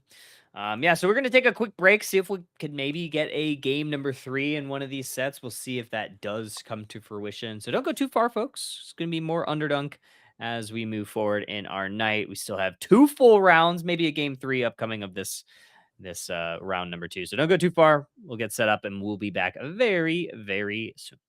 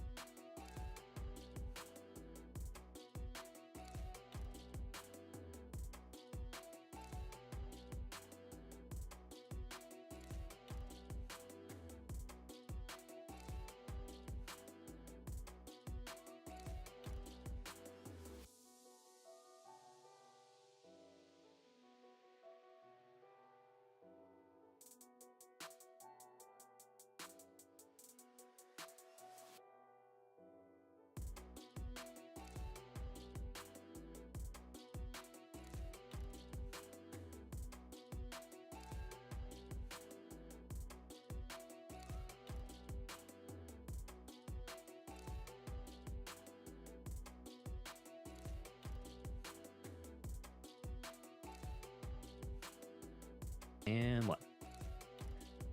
Alrighty, and welcome back, trainers. We're finally back. For some reason, it took forever to get us to our round 3, but we are eventually here. Husky is gone, but I have brought GX2, and obviously, big shout out to a nice little raid there. And GX, how's it going today? How are you doing, my friend?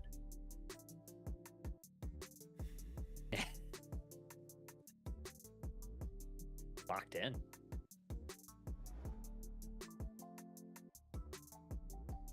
Well, let's keep it going. We're gonna see Pirate of Sky Ruins and Psy, two teams I believe that are, if I'm looking at the records correctly, have done pretty decent. Both 1-1, so they lost, I believe, their first round, won their second. So both of these squads definitely looking to try to get into that above 500 category. As far as the format today, this is our first all-star mode draft Underdunk tournament. We were previously, if you're aware, we've been following the UCS format. People want to play all-star mode, so we're going to give the people what they want. It's been going pretty well today so far. We've seen a lot of, kind of unique picks that you don't often see in the main mode. So I'm excited to see what we're going to bring out in our first our first game of round 3.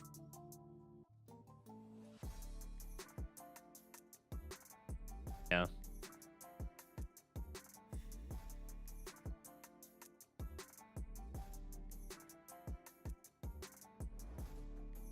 Yeah.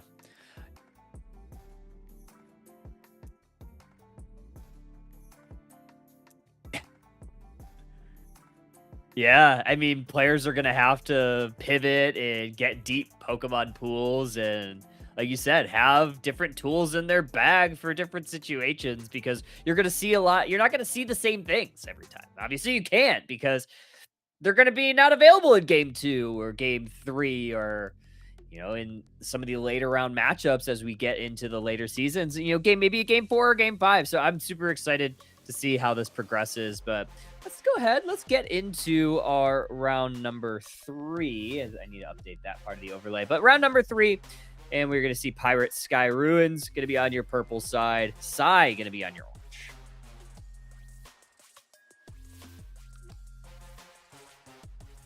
Okay.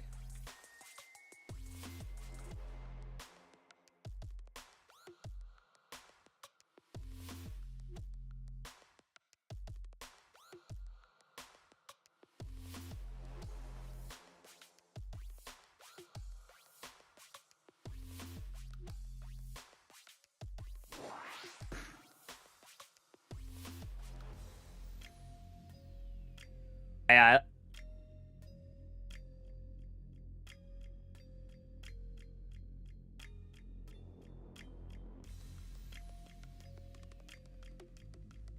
I imagine that they may save it towards the end to try to counter what Psy is doing, but immediately we are going with that Machamp. So I wouldn't be super surprised if Psy pivots towards a Blissey pick mid-draft. I'm honestly surprised that we're not seeing it come out right away. Does give Pirate Sky Ruins the opportunity to grab a Blissey. But Psy does have a couple of power picks, that Charizard Y as well as that Umbreon, 2 Pokemon who are oftentimes picked. Somebody. We're going to find out who it is shortly. But meanwhile, on Psy's team, they got some power picks right now. They got Charizard Y, they got Umbreon. They're probably going to pick a Healing Sport. They got Moltres. This is going to be a tough team to take down. So these last 2 picks from the Pirates, it has to be OD. Yeah, and apologies, Chad. I accidentally did not enable GX's audio, so I was talking to myself for the first minute or 2. I've done that mistake. I can't tell you how many times. I hate it when it happens. Well, I can't hear this guy. It's we're firing exclamation point fired in chat. We're firing production once again, a 7th time. In the broadcast, so it's a trend that we're following here. We do see this Moltres come out, which I'm super excited about. I'm not super excited about. It's really like one of my least favorite Pokemon to play against. I am excited to cast it though.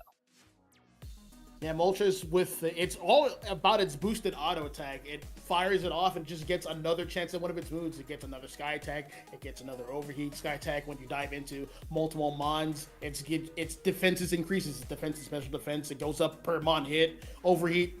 It hits people, does damage, and it starts slowly healing passively. So, and you get 2 chances at that. That's why it just lives so long. And you pair with the healing support with Blissey and half healing support like an Umbreon with a Wish that does damage reduction, and you just have a Moltres that's just there forever. So, yeah. This is going to be scary. It's going to be very scary. And they do grab, like I said, that Blissey to maybe slow down that Machamp.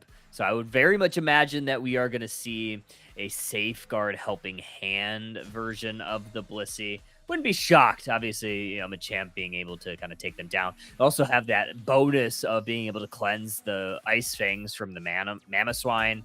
I am absolutely terrified if I'm Pirate, because this Moltres just seems like such a raid boss, especially if it gets those levels. But let's get into game number 1 of our round number 3. Pirate of Sky Runes on your purple, Sai going to be on your orange. Yeah, right now we're going to have Machop and a Comfy heading up to the top. At the bottom, we're going to have Mamoswine and an Espeon, always a solid pick. That's going to be a bottom lane that's tough to beat. Over at the top, we're going to have Moltres and Chansey with the egg moving on in. And at the bottom, we're going to have Umbreon and Mew. Umbreon's going to peel back over, trying to get its level 4 early, it looks like, or at least weaken the farm for the Char Y to start heading over in the lane. Yeah, not too bad. That just leaves Mew to hold it down, yeah. Not too bad of a start. I mean, see if they're going to close out a lot of this experience, and it does look like the Swinub was able to be pretty successful in that mission.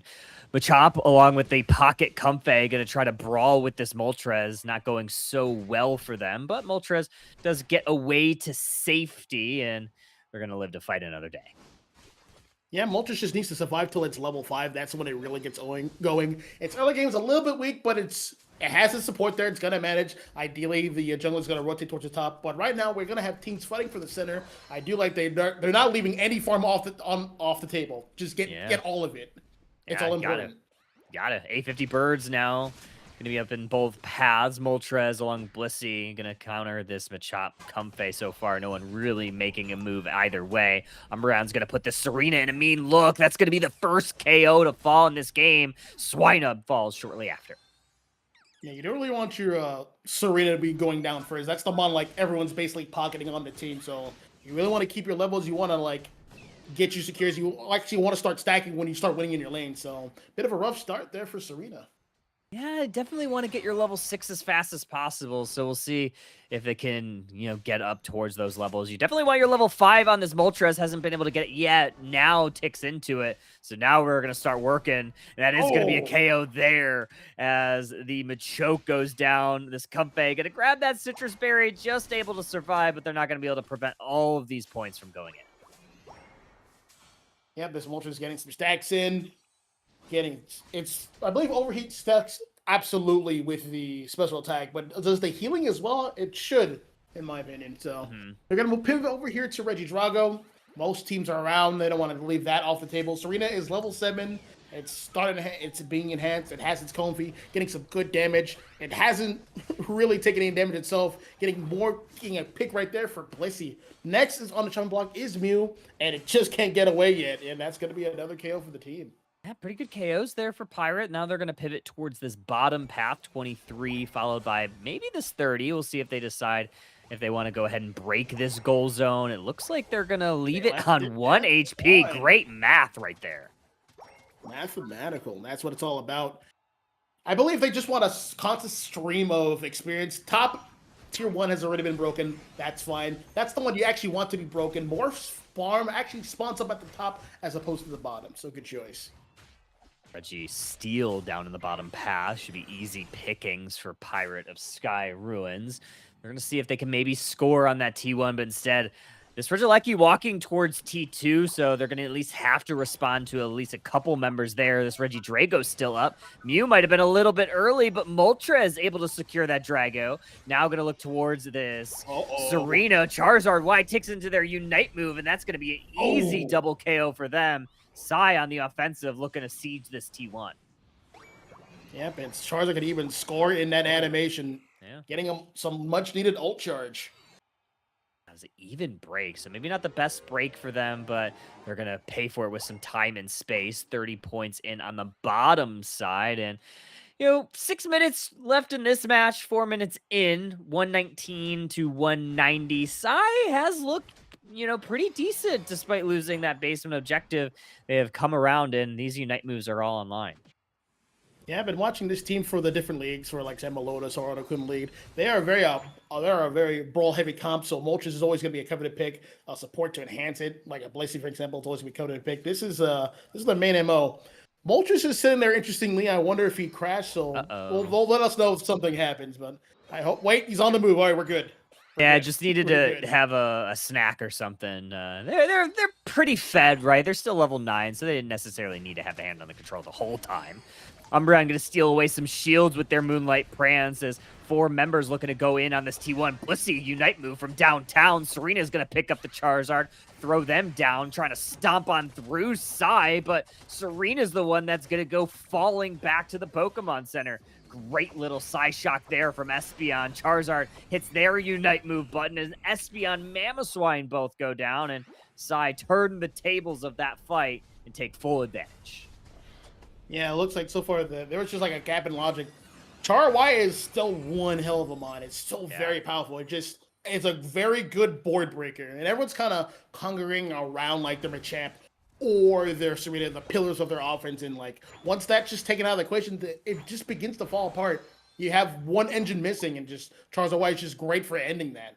But it looks like we're gonna have to do a pause here. Someone's actually might have crashed for real this time, so we're gonna. Hopefully it's not the Moltres. It might be somebody else. I don't know. Yeah, we'll have to see exactly what happened. But yeah, it definitely seemed like the Moltres was having some connectivity issues. Yeah, level 9. So they are falling a little bit behind, kind of the levels of the other teams. That leads me to believe it was likely them. We'll see. We'll kind of see how we go, right? We're halfway through this match. And, just looking at the field state while we have a little bit of time before we get these reconnected and back in lobby, we have both objectives up. And I mean, you see where Sai is positioned. Blissey is grabbing some vision on where Pirate is, but the rest of Sai looks like they really want to go for this top objective. Yeah, they're looking for a team fight. Charizard doesn't have its ult quite yet. It might just tick into it. We don't know, like into the very next second. It is currently level 12, so every time it's just dealing with like a Serena, ideally, or a Machamp, and it's just getting good value out of it every time, and it's just snowballing ahead. Let's see if they can pretty much keep this up. Yeah, they're going to certainly have to try there. I mean, like you said, the Charizard is really the catalyst of Sai's composition right now. You see every time that they have their Unite move, you're seeing how they're able to turn the tides of really any fight, right? I think the big thing that you probably have to look out for if you're that Charizard is that Serena Unite move. So you just have to be careful because that's something that can really flip the script on you pretty easily, especially if Charizard gets in kind of like that danger HP range because you don't really have a true healer. I think Umbreon had some heals with Wish, but if you get low, that Serena can really isolate and just like really take that Charizard down. And being the level leader in the lobby, it's a lot of L's. That's a lot of experience that you would yield back over to that Pokemon. Yeah, absolutely. But speaking more on that dynamic, it is true that Serena could get its hands on you, but it really needs like a range attacker kind of like follow through with like the damage that Serena's putting out. Yeah. They have the Blissey there for safety. They have the Umbreon there for safety. So it's going to be really hard to like truly put Charizard like wide down unless its health is like already low. Looking for a secure. Mew's going to be on E-Ball here. They're going to nail it. Absolutely perfect there. However, they're going to get grabbed by the submission Machamp. Going to try for one more go. Another E-Ball is going to send Machamp packing. Yep. Muted Auto is going to send the Mamoswine back. And that is a perfect fight there for Sai. Now they're looking to push this T2. Regieleki is going to likely find its home. Look at all this Aeos energy that's going to go in. Well, let's see. Let's do some math here. Who's going to score first? I believe Charger's going to score last, try to get some more picks. They can't stay on this pad. There's no real advantage there anymore. It's just an open space. Now it's a vacant lot. So there it is. open lot there. Machamp's still in the Pokemon Center. Serena trying to hide in the tall grass. Can't hide for too long. Charizard able to pick them up, send them back to the Pokemon Center with that Unite move and a flamethrower to boot. Espeon going to try to salvage whatever they can. Mew on the bottom side scores a cheeky 40 points. Also going to be able to surf away to safety. Off screen, though, Machamp was able to take 2 KOs of their own. Oh, yeah, he got good value on the Moltres, so you always want to take him down, get some levels back. He's level 12. He's about to tick into 13. Well, a little pretty soon. Level 13, that's very important for Machamp. It's running cross chop, so it needs to get cross chop stacks. The more stacks he has, which ends at 40, the more attack he does, which means the more damage he's dealing. So that's going to be very important for Machamp, especially when he uses his ultimate. Yeah, it's going to be very important. 45 seconds until our Groudon, I believe. Yeah, we're on the Groudon map. We have basement objective up. We have a Regidrago up. However, Regidrago will despawn in about 5 seconds, so that will be of no use to anybody right now. Great little engage from the Machamp. Serena able to take out the Mew, who's caught out of position, and now Sai gonna have to full retreat, and Pirate's gonna take advantage, and they're gonna take this Regirock going into the Groudon. Yep, that is a coveted buff. The buff's going to last about a minute. Extra defenses, special defenses, very important. Might be very useful coming into this Char Y fight. It might not take you down as quickly. Serena will appreciate that. Yeah. Uh-oh. Here we go. No. Great submission right there. No. Charizard's down with no Unite move. Umbreon forced to try to salvage some of these shields. They do. However, Blissey goes down. Espeon on the offensive. Here comes a Solar Beam from Mew in the back line. Are they going to be able to hold on to anything? Serena the only one down. And now Pirate of Sky Runes looking to take down Groudon. Umbreon still looking for a steal. Groudon at half. And Mew and the bottom side. I'm not sure what ability that they're on, but they are going to be looking for a steal here. Very low HP submission and to a cross chop for this Machamp. Groudon very dangerously low. Blissey here now. We're going to see who has the secure. Here comes Serena Mew from downtown, but Pirate's able to take it. Oh my. Charizard walked into the bush. I'd imagine it's like, oh, I'm gonna get an ult in right away. You know what I mean? It's been going that way the entire game, but Machamp pulled the trigger first, and it just snowballed from there. He got a meat submission. Yeah, we still have to get some points in. They're still down by a little less than 100, so another Hundo Burger could do the trick. Going to try to brawl on this T2 before that happens. Mew's going to throw a Solar Beam. That's not going to be enough. 6 points in from the Serena. Eventually, this Hundo Burger Serve Fresh Pirate is now going to be up here. Another Solar Beam from the Mew, but that's not going to be enough. Now they're going to go full retreat, get back to their side to hold on for one more defensive stand. Charizard already uses Unite, so it won't have that to rely on for the rest of the game, and I don't think they don't have the damage to fight back. I think this is a wrap here for game one. Good stuff to Pirates, though. Yeah, they found their target. He just walked in the front door asking, hey, what's going on over here? And just got annihilated for it. Yeah. Probably have your other Mons bush check. You have Mew for Solar Beam. You have Umbreon to walk in. It can Unite to save itself. You have Blissey. Let the other Mons do the bush checking. You're there to like fall from their place. So that's a bit of a mistake there. But you live and you learn. That's going to be it for game number 1. 4 KO is going to close us out for Machamp. And Pirates going to take this set 1-0 going into game number 2. Wasn't looking good for them for so long, especially in the team fight category, but Silent Rain picking up that perfect play on that Charizard Y to kick off that Groudon fight. It had to be Charizard Y. Oh no. The one mon you don't want. The main core of the offense of your team went down first. That is never a good feeling coming into a Groudon fight. But yeah, like once again, you live and you learn. Good stuff. The Pirate King, they capitalize off of mistakes. That's just what you have to do sometimes. Yeah. This is a game. It's a series of coincidences. So you have to like learn to be receptive to and react to certain coincidences that happens in the game. Yeah, I mean, very true. Yeah, I'm looking at these damage numbers. I think the Moltres was really good. I think the only thing that really went wrong for Sai was that like one moment, and it's just something that you have to be ready for. One moment. You know, like you just kind of have to be ready for it. And unfortunately, Pirates, they were ready for him, and Sai wasn't ready for that play from Machamp. Yeah, I imagine that maybe Char Y wanted to like just wait in that bush preemptively because I believe Parakeets they secured the Regirock before like the ground appeared. So I would imagine that the rest of side, like having vision on that, would just be waiting at the bottom side of Yeah. the ground on pit, but they weren't in position for that, which is a little bit weird. So Charizard kind of like put that responsibility on himself and thinking, hey, I have my ult, I could probably just grab somebody and start the team fight that way. But hey, Pirates pulled the Yeah. trigger first, and like that's how it goes. Gotta love it. I'm excited to see what we get in game number 2.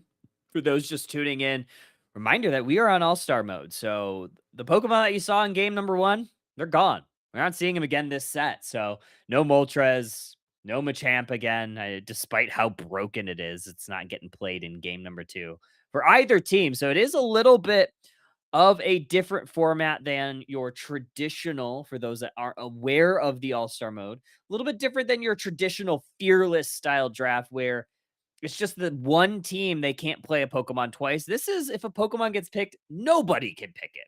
So very excited to see how this game number 2 is going to line up, especially in the draft. I think the bans likely will probably stay the same though. Yeah, and I imagine so, due to the All Star Yeah. draft. So far, you don't really see too much of a change right now. It's like round one, round two. You really start to see it in like 4 and 5, and like at that point, an entire classification could be just eliminated. If it gets long enough, you're very likely to see like no defenders or no supports like just available since there's just less mons in those pools. There's Sure. always plenty of attackers. There's always plenty of all-arounders, and that's by design. It's a given ratio. Like when X number of like all-arounders or attackers are available, then like, oh, here's a new support defender or like speedster. You know what I mean? Yeah. So yeah, you have to watch out for that in later rounds. Yeah, I'm excited to see that. I'm excited also to see once we get into our post tournament wrap up and once we get the data from this evening. I'm excited to see kind of what the numbers say of kind of how the teams have attacked their draft strategy. But with that said, let's get into our draft strategy for game number 2. As you see on the bottom side of the screen, those are the Pokemon that were picked in game number 1. So those will not be available here in game number 2. Bans, anything is on the table. I mean, obviously, you don't want to ban stuff that was previously played. I mean, I guess you could, but maybe if you just want to have a throwaway ban. But Alchemy, Psyduck, not going to be played either.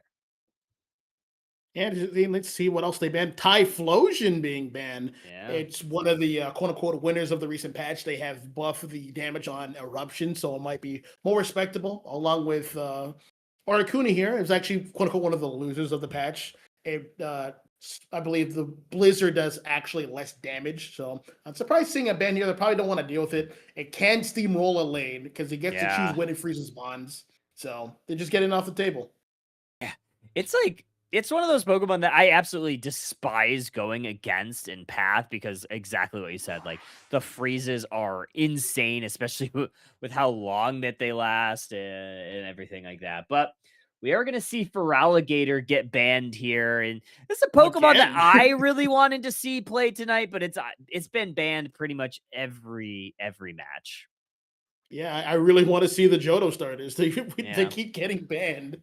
Yeah. But that means that's a testament to how powerful they are. But speaking of power, we're gonna have a first pick. Jade's gonna be on Snorlax. I believe right now, due to Blastoise being toned down a bit, more in line with the other defenders, I wholeheartedly believe that right now Snorlax is the best defender. And even back before when Blastoise was on top, the one of the defenders that could counter Blastoise was Snorlax with block. So That's he's always exactly a right. high value pick.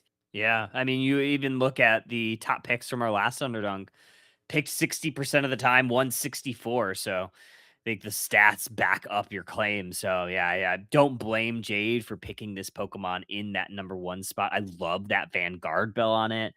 Gives it that additional self-sustain that's super valuable.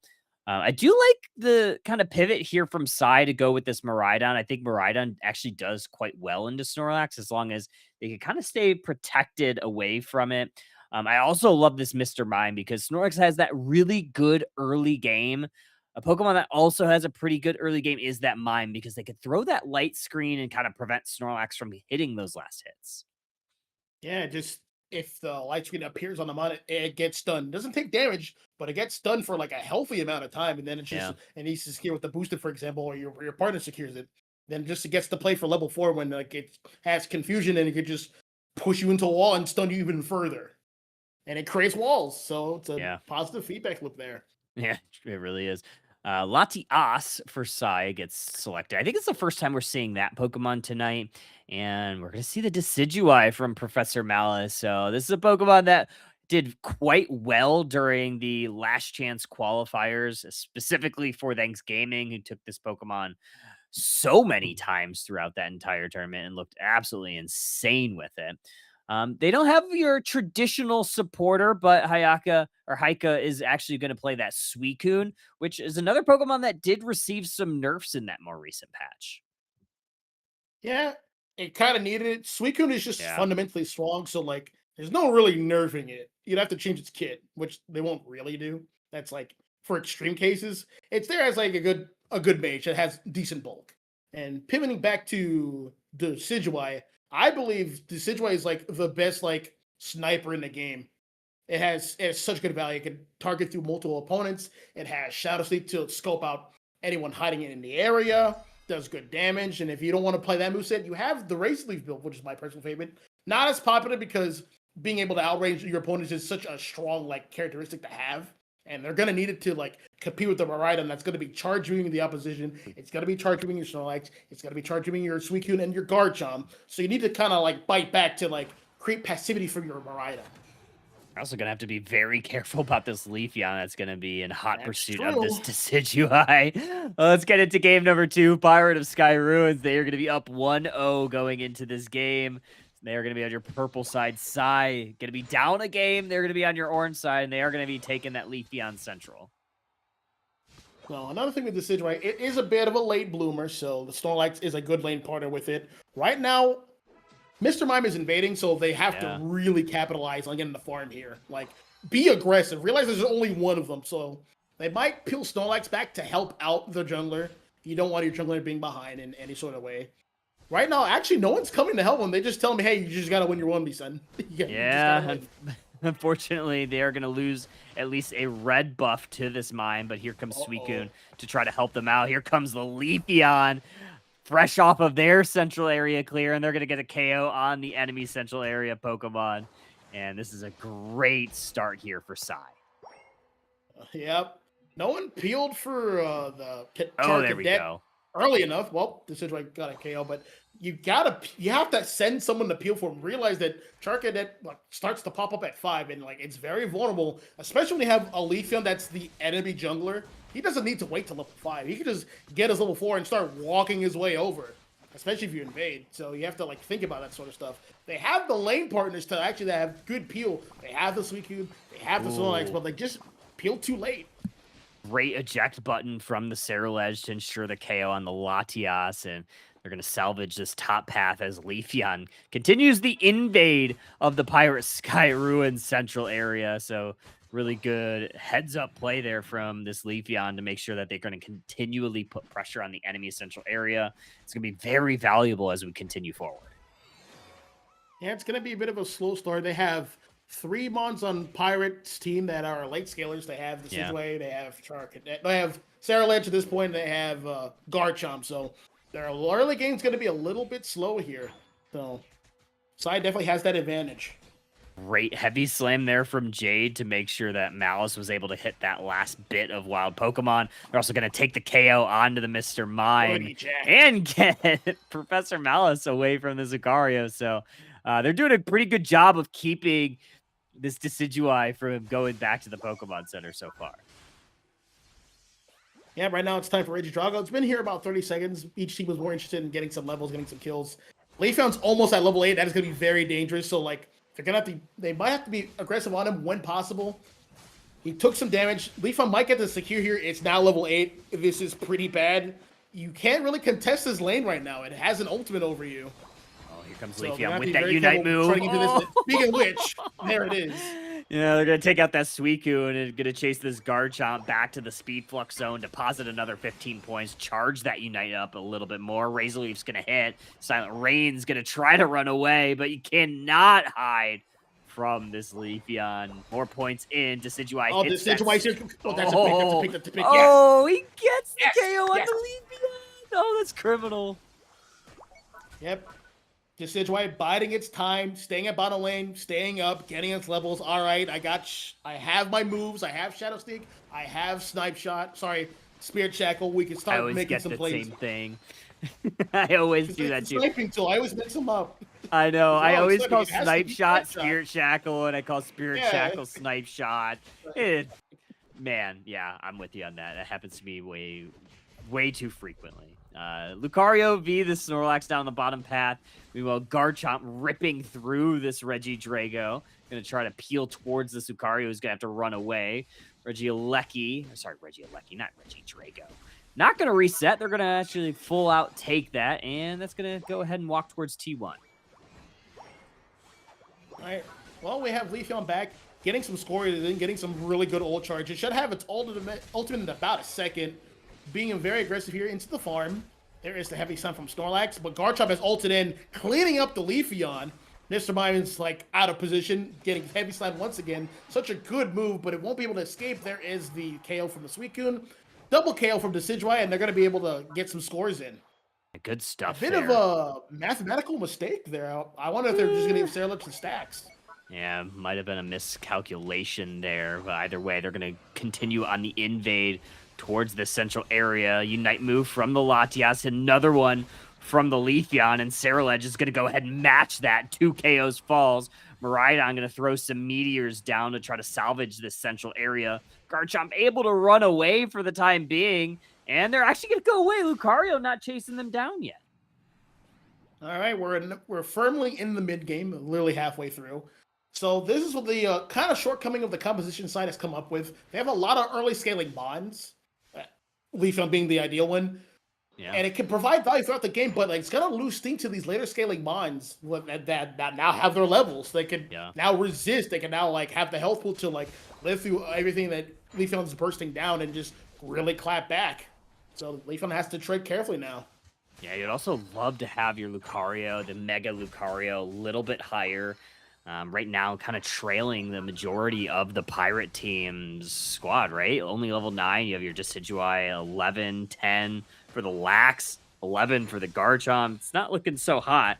They're going to love to get a little bit of value out of this one. Here comes Lucario with the Mega Evolution. Power-up punch is going to charge. They're going to hit the close combat. Going to take down the Suicune, but knock, who's there is Decidueye returning the favor, finding the Latias. And now Pirate's going to move on forward. Garchomp with a double KO. Leafeon caught in a bind, forced to Unite move. Are they going to get away to safety? Decidueye sends them all the way back to the Pokemon Center. And Pirate going to come out ahead in this fight.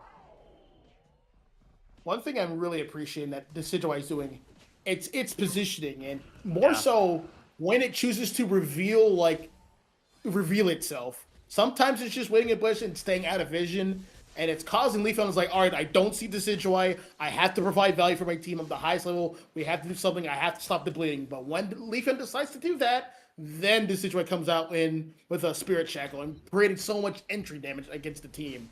So really appreciate the play from Decidueye right now. Oh, Snorlax might get caught here. They do. Lucario's going to take that KO.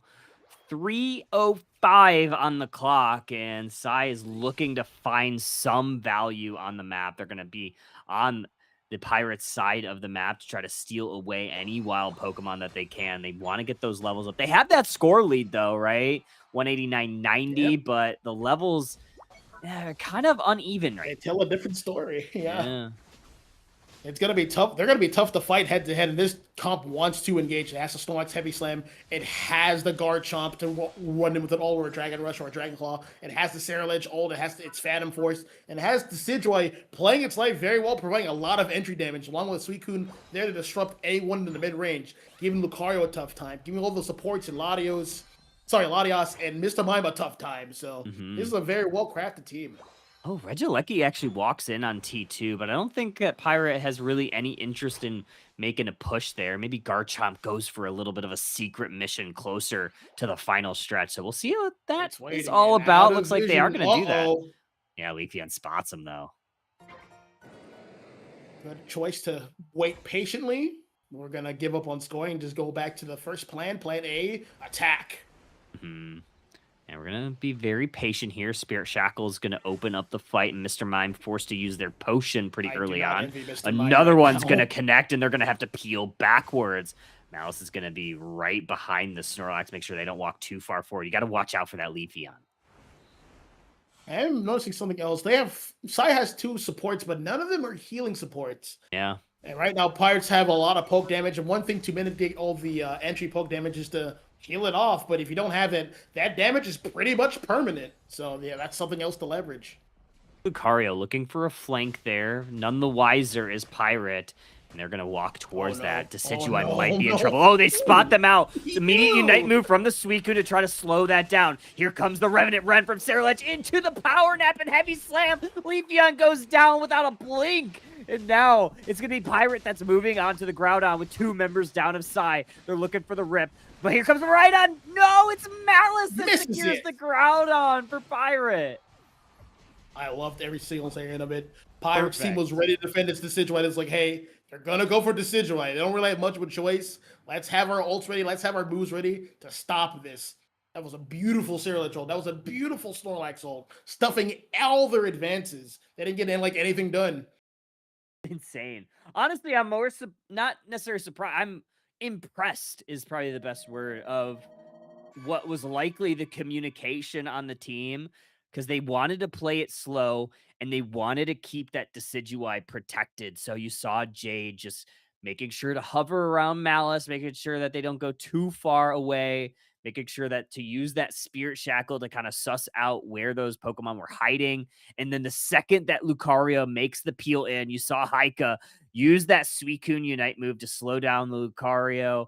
And then that also ended up slowing down that Leafeon. Jade made a perfect Heavy Slam into the Power Nap that stopped that. It was just perfect execution and likely communication from this team at that Groudon. Yeah, Decidueye is spending so much time getting good entry damage on the Mr. Mime, which is the threat because of his ultimate.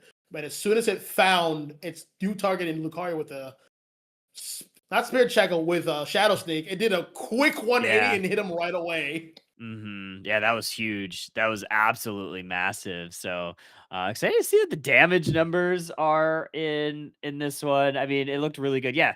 Holy cow. Look at that. Malice did 66k, but only took 10 or 8. I guess only 8. I was rounding that up. Was basically from very rude of me to round up. Sorry, only took 8.5k damage. So yeah, impressive stuff there, keeping that hyper carry really healthy and upright.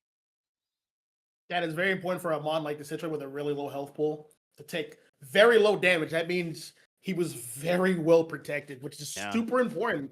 You need Decidueye is doing a lot of heavy lifting. It has to create passivity against the front line of the supports. The Rhydon has to play its life against Leafeon. It's really the core of the team. It really puts everything together. True. Decidueye was a wonderful pick. And incredible stuff. They looked really good. I was impressed. Just the team synergy looked really strong for them. So very, very exciting stuff for Pirate of Sky Ruins, as they are gonna now be 2-1 on their overall record, adding that 2-0 win for their set overall total. So we'll see if that means that they're gonna be really fighting for that number 1 spot as we wrap up Underdunk number 81. Before that, though, we are going to go into a round number 4, the final round. We're going to check in on the bracket to see if we could potentially get a possible game 3, if there are any sets that are doing that. So don't go too far, folks. We're going to have more Underdunk 81 after a very brief intermission.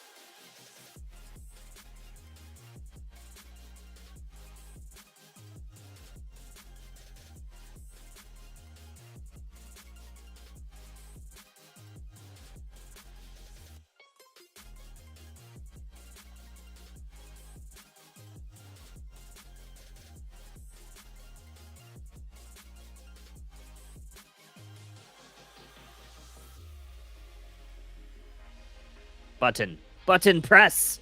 Welcome back, trainers. Apologies for the wait. We're waiting for teams to get set up and into lobby, but we have a match. We have a very final game. It's going to be game number 1 versus Deer Dynasty versus No Clue And I was told I got to select the map, so we're going to go to Rayquaza in game 1. We're just sending it to Ray. Why this not? man wants it to be over with. That's why he Why picked not? Rayquaza. Flip it on spawn.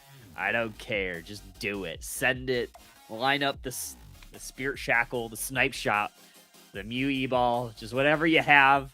Get ready for it because it's going to be the most important objective of the game. I'm excited. Every time you get a Rayquaza game, I think it's a little fun and silly. You do see some teams that just like to flip it on spawn if they're in a disadvantageous level situation. So we'll see what happens. We'll see what happens in this game. It's valid. That's what Rayquaza promotes. It's if you get the objective and if you get KO'd with it, the buff is gone forever. No one gets to have it. So that's the nature of it. It's unique in that way. It is. So a reminder to everybody of what we're doing today. This is the round number 4 of our Swiss bracket. And we've been on all-star mode all evening long. So whatever shows up in game number 1 will not be allowed in game number 2 forward if it get to a game 3. The Pokemon in game 1 and 2 will not be allowed in game 3. So we are in that all-star format. First time we're doing this here on Underdunk. It's been super fun to see kind of the different compositions that teams have played. We saw a game earlier today where we had a Tinkaton against a Metagross, which I think was super fun to see. We saw Tyranitar earlier. So teams are going deep into their pools of Pokemon, which I think is always super fun to see. I'm excited to see, these are the 2 teams that are sitting at the top of the standings. So whoever wins this one based on standings and points and all that will likely be the winner of Underdunk number 81. So we'll see what these 2 teams have. Yep, definitely looking forward to these guys. I'm unfamiliar with both of these teams, so very excited to see what they bring to the table here. Yeah, Deer Dynasty, a very familiar squad. They have competed under a different moniker, but they have competed. So you'll see the team, the players in lobby, and you'll see that it's very similar squad to what we've seen previously. For example, won't even example. Let's just go ahead. Teams are ready. Teams are locked and loaded. Let's get into our draft of game number 1. All right, let's see who they ban. Please not Typhlosion. I just want to see. I do want to see it. So, well, they banned Moltres. That's understandable. Yeah. That mom's doing a little bit too much. Yeah, Moltres has been really good, but yeah, this team on the left, Deer Dynasty, is essentially last resort from our open qualifiers or last chance qualifiers just a couple short weeks ago. Ended up finishing 4th, and they actually ended up losing to a player that's on No Clue, Oblivion. I'm not sure who Oblivion is in the names, but took this squad down, unfortunately, for what was last resort, which is now Deer Dynasty. As we get into the bans, we have the birds. So Articuno, Moltres banned so far, the Snorlax, as well as that Typhlosion, Machamp. And then to round us out, going to be that other Johto starter, the Feraligatr. One thing I've been noticing is no one's really been banning or picking Zapdos anymore. As the discharge has that one extra discharge nerf really cemented it. I personally don't think so. Me neither. I still think discharge is a cracked move in early game. So yeah, that one's still really strong. I feel like even just like the damage later in the game is also really strong. I played one game with it 2 nights ago, and I was just like, this Pokemon wasn't nerfed. This thing is still insane. It's insane. Still insane. Quote unquote, like hand slap nerf. But we are going to see the Buzzwole Garchomp, so a bit of brawl here for Deer Dynasty, as well as this Blastoise to give us a little bit of crowd control. I wonder if Deer Dynasty is going to go with a Protect the President composition. I would like to see some mages over for No Clue. Charizard Y is a good pick. It is a very good board breaker. but it can be dealt with. Buswell is a decent one to at least get that started. Let's see who else they pick. They get 2 more picks. They're looking on another all-arounder and perhaps an attacker, or let's see who they pick. They have about 5 seconds. He's scrolling around. He's looking for Sirfetch'd. Remember, guys, you can organize the bond by role and then just pick from there. You absolutely can. But like, why would you do that? I mean, they could have. They picked 4 all-rounders, mind you, to Deer Dynasty. So in game number 1, they're going to be very round. Oh, they're this is an engaged comp if I've ever seen it. This is a brawl comp. Yeah. They're gonna go in. I do not envy that Greninja. I do not envy that Mew. I don't envy that Charizard when it doesn't have a Unite. Yeah. Charizard Y, as well as the Psyduck is gonna be the supporter of choice. I'm trying to think of what we're gonna see on this Psyduck. Given that it is an all-rounder heavy composition, I wouldn't be super surprised if we saw Disable and Surf. Surf is a must. Surf is so good, but there's something about me. I always love a good Bubble Beam game, and when I see an A-presser, something like Greninja, I feel like Bubble Beam can be really strong, especially when everybody's like grouped up. I totally agree. There's some good candidates. Charizard is a basic attacker. Greninja is a basic attacker. Bubble Beam, it's the more quote-unquote skill-intensive move as opposed to Surf. All Psyduck's moves are very good, in my opinion. It just comes down to situation. So it can line up one good Bubble Beam, and then you have Greninja just throwing a bunch of shurikens and proccing a bunch of stuns on the enemy mons. Same thing with Charizard. When it's ults in, it's mainly basic attacking. So Bubble Beam could see a lot of mileage here.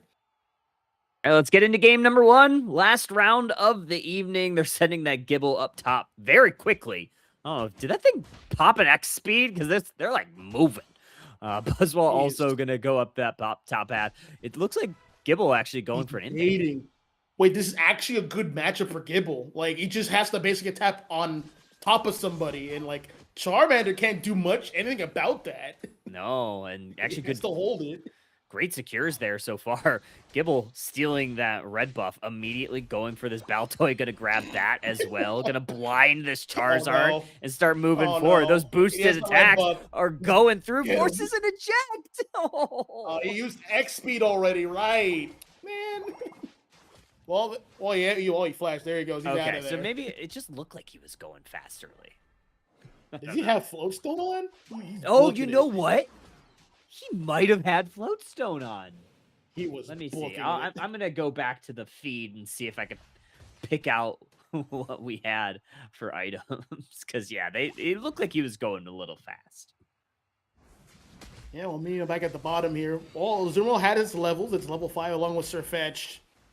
You can only look one person. That is the unfortunate reality against the brawl comp like this. I believe Foul Play should have been the move of choice for Umbreon.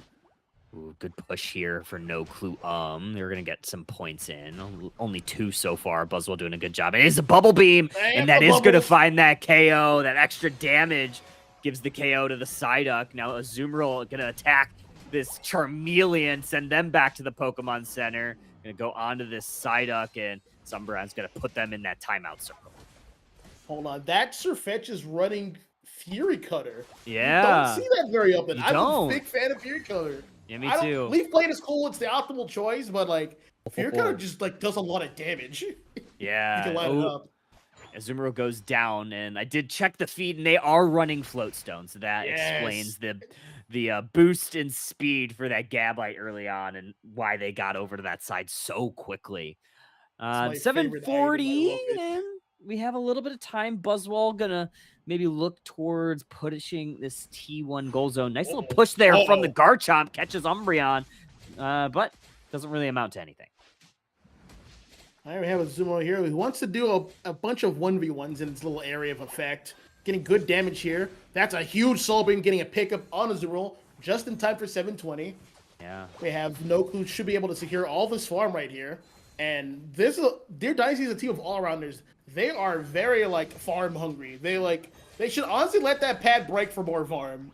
They may. Oh, great grab from Buzzwell. Charizard's in a little bit of danger. Garchomp's the only one that's gonna fall. Charizard able to get away to safety. Mean look onto the Azumarill to make sure they can't go eject play onto the Umbreon, but they're able to just narrowly escape the grasp of that Buzzwole. Yeah, this is going to be a very different team dynamic once Deer Dynasty's all loaded up. But same thing with Charizard. It's 8.5, almost about to tick into 9 if it gets this secure here for the Regieleki. Looks like it's about to get in. There is the Surf secure from Greninja. Getting more cleanup. Next on the chopping block is Blastoise as Regieleki is going to be walking in. Whoa, Surf Fetch is insane. What is he doing? He got a pickup! He did. He does go down to the Charizard, who now has their Unite move because they took down that level 10 Surfetch. And there is that Unite move onto the Garchomp, forces the eject button, forces them back into the speed flux zone. Buzzwole somehow able to massively pull that away. That is funny. That was great. But they still lose that goal zone. All for naught. It's like, we'll put it way over here. Oh, it gets stuffed by the Mean Look. That is a very good use case for Mean Look. Stuffing out that Azumarill ult. Does it get ult charge back or does it just fizzle? I honestly don't know. We'll probably find out in the next like 10 to 15 seconds. Yeah. But seeing that it doesn't have it back yet, it makes me wonder if that's just gone until it fully charges. That is mean, but I love it. Garchomp has an ult here. I believe it's time to let it rip. Charizard doesn't have ult. It can't counter it. It's getting a lot of good damage. Greninja's going to be ulting in. Has eyes on Blastoise. It should secure this kill. Yeah. Yep, that's the cleanup. There it is. Easy pickings at that point. And look at the levels now. Level 11 on the Charizard, Greninja ticking into 10. They're going to actually even cap this. They could have allowed that 29 to go in, but I think they're going to want to play with tempo. So 35 into the T2 from this Umbreon.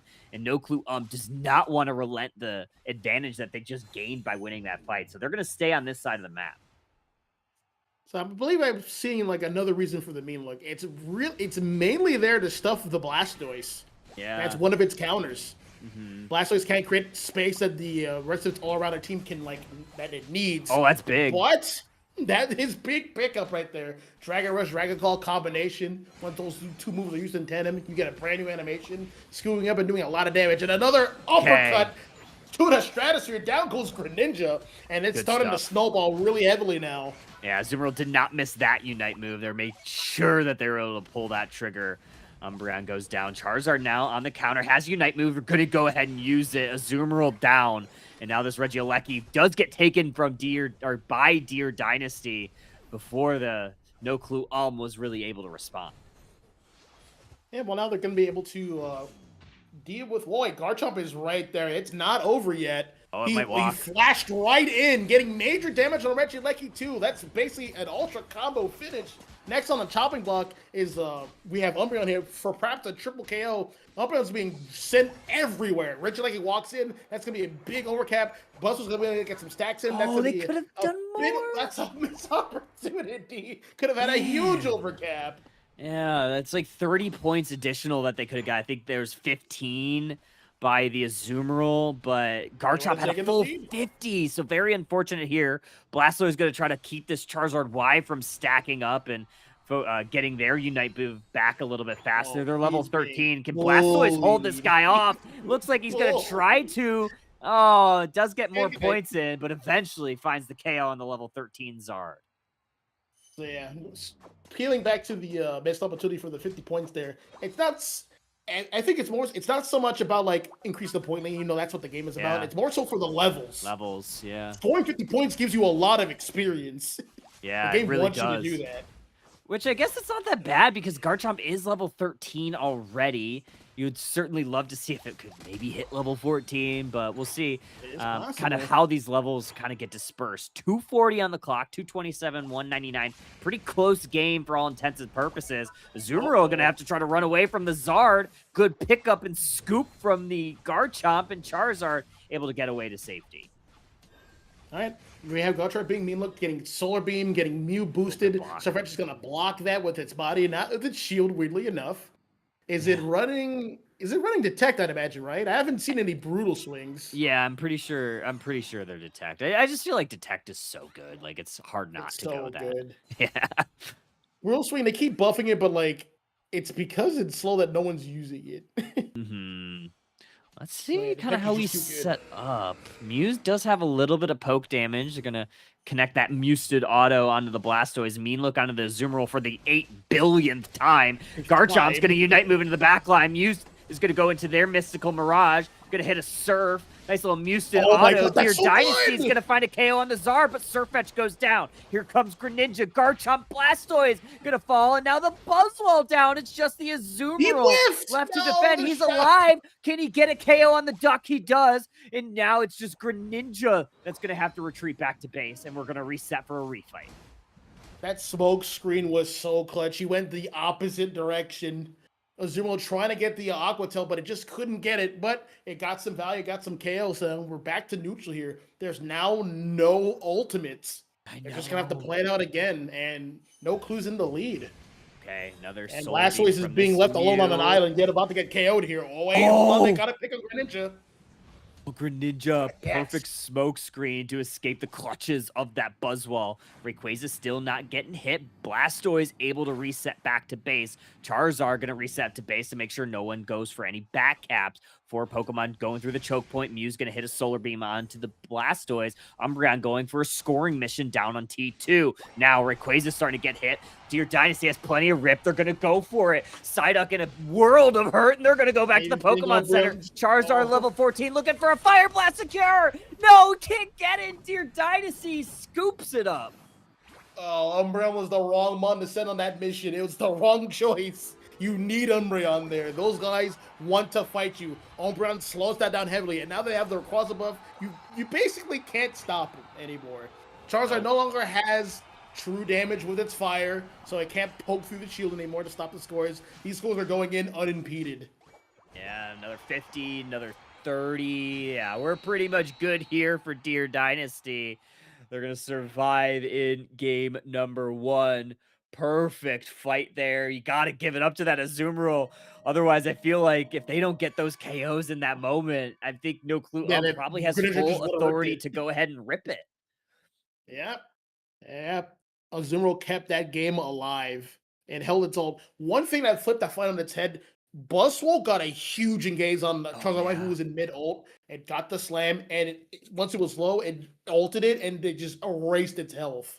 Yeah. That was a huge pick. Super fun game. F86 looked really good. Got that big secure on the Rayquaza to make sure Deer Dynasty was able to secure the win in this one. They were level 14. I mean, they were matching, maybe not on the damage side, but they were matching levels all game. Just maybe not as many fights that they needed to take. So they focused on that late game, and it paid, I'd say it paid some dividends. Paid all. This comp won. Oh my goodness. Yeah. 4 all-arounders and a defender in Blastoise. Yep. As Pina said in chat, Pina said in chat that this composition was her when she sees the crab rangoons all around. What is that even supposed to mean? I'm not even sure. No one knows what it means. But either way, we're going to be moving towards game number 2. I'm super excited for this one. We saw an all-rounders, except for the Blastoise in game number 1. What are we going to see in game number 2? Because obviously, reminder for those that are watching at home, all-star mode means that none of the Pokemon in game 1 are going to be available for game number 2. We're going to see all new stuff. So I'm excited, except for the bands. The bands may stay the same. Yeah, most likely. So I believe for Deer Dynasty, I personally would like to see, and like I know this is crazy. This is like ranked territory. I would like to see a bunch of attackers. Now, hear me out. Going up against a bunch of attackers is very scary. If you ever go in by yourself, you are getting annihilated. You have to really play together as a team against a bunch of attackers. Yeah. And there's a lot of different flavors. There's mages, there's snipers, there's just A-pressers. There's a lot of variety there. So, and there's even like quote-unquote tank attackers like Venusaur or Armorage, for example. So there's a lot of variety there. Even Typhlosion it's kind of fits that same bill, right? Maybe we'll get something a little different when we get the second move set for Typhlosion. I'm sure will cost an arm and a leg when it gets released. But yeah, I mean, there's a lot of options. Someone in chat pointed out that there's a possibility that we may see a situation where someone maybe picks all supporters in a game, which leaves none of I'm them for about game it. number, like the future games. So I think that could be I'm something so really about fun to it. see. I don't think that's realistic or anybody would, you know, do that on Uh, purpose, but you never know. You never know. I think it could be fun. Honestly, that's like I think that's a legitimate strategy for like a game one for a team. Yeah. If it's like all star, just pick all the supporters, Like get them out of the way. game If you one in a manage to best of win, you five. win. But if you lose, there's Honestly, no more supports. honestly, I I think it could absolutely work. That's like a cool dimension to this game mode that like is not Yeah. being utilized just yet. But we gotta wait and see. I mean, there's so many supporters that can be, in the attacker role. I mean, you look at Mr. Mime has been used in a damage function. Eldegoss can absolutely be used in a damage function. So there are definitely a lot of options, as we look into the true way that Pokemon can get played. All right, we're gonna have Deer Dynasty going in with another all arounder. There's so many all arounders they could just do another all arounder composition. Honestly, True. we're They being quite really frank. could. Zapdos is gonna get selected for No Clue, as well as the Blissey. Wait, So, oh, wait, wait, oh wait, my wait, gosh, we're wait. doing double Gyarados. Double Gary? Hey, you'll send them both to the top. They can't put, they can't pollute both lanes. Send They them all to can the top, put both of the remaining Charles Zards in here too. please. Or both Mewtwo's. Imagine they go I'm both about Mewtwo's it. here. It's a nightmare. Uh, Okay, no, we're gonna go Dodrio. Okay, I can see the Mewtwo Y here. I could see that being all right. yeah, Mewtwo is a good lane punter, and like you're gonna need it. Look what's happening on the screen. Yeah, who's playing support here? Like, what's is Mewtwo Y, kind of your He's pseudo the support support. in this composition? I mean, you didn't really have a supporter in game number one. You had your defender. This is bizarre, and I'm here for it. This is bizarre. So we have two Gyarados. Once they come online, and if they come online early enough, then like the game's actually over. That's crazy to think about. But Yeah. once think about it, you have two Gyarados ults, two sharks in the water, honing in on somebody. Ideally, that Zapdos in the back. That Zapdos has to play for its life. He has to be very careful. I'm excited. I'm excited to see what we see. I mean, oftentimes get to see both Gyarados. We'll certainly uh we'll certainly see. Yes. I mean, Here for the fun times. you know what? Me too. I do like the composition for Noku. The Blissey and Wigglytuff is kind of a fun like year one combination. I imagine that since we have all these all-rounders that we're gonna go safeguard, I feel like that's likely the play, and having that additional potential cleanse for this Wigglytuff Unite move, gonna be really fun to watch. Good choice. The Sing reduces the opponent's special defense, and Zapdos with a Zap Cannon is going to appreciate that a lot. So that's another dimension there. All right, well, let's get into game number 2. Double Fish. We're gonna be going up towards Send the them top to hat. the top. They're both going. Don't- Okay, no, they're sending where's one that fish going? to Inve. What's going on here? Wait, What's- they're both in. Someone put the camera over there. I have to see this. Someone send What's these men to happening? jail. Send them straight to Wait. jail. Zapdos, Wiggly should be able to get some easy secures here. Look at Yeah, him these go. poor Look at fish him can't do a whole go. lot. If they get a Wait, KO, hold on. though, They that would got be good pretty damage, insane. though. Okay, I mean, it's a little bit of something, but not a lot of a whole lot. They are So distracting, imagine though. if the Chansey wasn't there. They actually would have gotten the KO. I think so, too. I honestly agree. I think they would have. And then the game ended. They Serena. I respect them. I respect them for that. I do, too. You gotta love it. And the Magikarp just flopping away. Gonna see if they could get anything points, done. 30%. Dodrio does have their buffs in tow. Looking to look for a KO. Here comes the Magikarp to maybe try to piggyback an assist or something. Wigglytuff's gonna try to sing them away, but the Dodrio has enough escapability. They're gonna get back to safety. See, here's the thing with Magikarp. It has nothing to lose and everything to gain. So if your health is low, you might actually want to retreat. Yeah, Get away ooh. from it. Don't give it the chance. Yeah, Saraledge gonna take a double KO. This Magikarp gonna Oh go my down. God, so much Dodrio might be able to damage. get a KO in return. They do. It is Eggs Blissey. We'll see how many stacks they can get in. 9 points in here. Here comes Moltres. Here comes Dodrio. They're gonna find that KO. Still no Gyarados online though. Soon. It's almost there. It's about 60% there. Oh, he couldn't get a Getting stack. KO'd again. Poor level like, here's the 3 thing. fish. There's no value in killing it either. Yeah. There's no value. Other It than has like nothing just to lose. resetting how long it takes to get back to path. That's So, about it.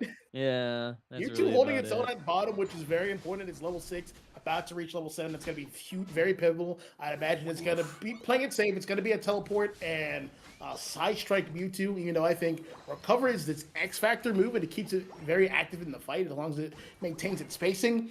But we're about to see a Gyarados here in about a second. He's going to grab a berry, get its he's attacks not. in. Not He's yet. done. Here's the next wave. Here's There the we next go. wave. There we Yes! go. We got the first Gyarados online. It's the Mega one. Gonna go for Uh-oh. the KO on the Blissey. Dodrio gets credit for it, but regardless, they're back to the Pokemon Center, and the push is on.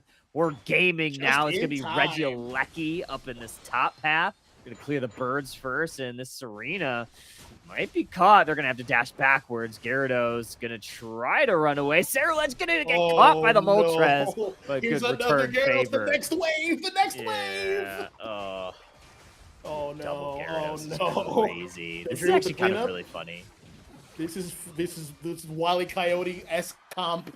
With Look at Looney it go. Tunes, Scooby Doo. Oh, and they're gonna get all their stacks in too. All their stacks. Now he'll be doing oppressive amounts of damage. Yep. Oh, we got the Mewtwo Y Mega Evolve, but Zapdos gonna try to return favor. Here comes Saraledge, slices them down. Regice now gonna be on the menu here for no clue. Should be able to take this pretty easily. This is now a scary game state for Noku. There's 2 Gyaradoses. They're getting their levels. They're getting their stacks. One's about to have their ultimate soon. I believe it's the Mega Gyarados is in the lead. They're about to score heavily on top, and in response, Noku's going to score heavily on bottom. After scoring, there is the Sing Wigglytuff. They're going to kind of disengage a bit here. It's going to be hard to score him, but they're just really interested in stacks. Yeah, they're Really gonna be interested in sacrifice their lives stacks. for it. Oh, they're gonna in for it a little bit. They're gonna go He down. ulted for that. Yeah, double KO for Interesting. the Saraledge, and they're actually going to be able to handle this Regieleki pretty easily. But it does look like Deer Dynasty is going to get this consolation Regidrago unless No Clue can converge on it. Here they come. Here comes Saraledge. No, denied. coming in. He Gyarados was able to get it, but the brave. Revenant But it Ren, gets clean up. Mewtwo Unite move is Mewtwo going to with the ult, stun but it's them not up. enough. But yeah, not enough. Not enough. Like, I see the vision for the ground on fight at the end. I see the vision. There's going to be 2 Gyarados ults. There's going to be a Mewtwo ult. They're going to stun everyone, and they're Yeah. going to. It's going to be huge. Just patience. It's going to happen soon. They're going to have to Maybe not right now. They're still Yeah. just getting the resources. They're getting the tools, but soon. They're gonna have to, do that around this Wigglytuff Unite move, because if that happens, Wigglytuff can cleanse all of those Unite moves. So you kind of have to be very careful and selective. Maybe you go for this Wigglytuff first. We'll see how that goes. No Clue, gonna go for all of the central area Pokemon of Deer Dynasty, try to deprive them of a little bit of leveling. Here comes Gyarados onto the Saraledge. Can they find a KO? Here The comes Mega Serena into the Mewtwo back getting line. some good They're gonna look poke, to and he got pick picked up up, this picked up. Gyarados, and he's gonna be able to just barely able to bounce away. So here's another thing. They have 2 supports on No Clue, but Yeah. if they just deal with like the Zapdos and or Serena and Saraledge, then like the team just falls apart so heavily. You're just taking out one of them. Yeah. They have to be very careful. They have to really play their lives here. We'll see. Now we have another Reggie Roulette down on the bottom path. Second Reg Ice. Zapdos, Blissey, Saraledge looking to counter or maybe steal this away. Here comes Saraledge, but Gyarados once again No able to secure dice. that. Good KO on the Saraledge. And now Zapdos is running for their life. Oh, Grabs a Citrus damage. Berry, but they're not going to be able to salvage this goal zone. 37 and 40.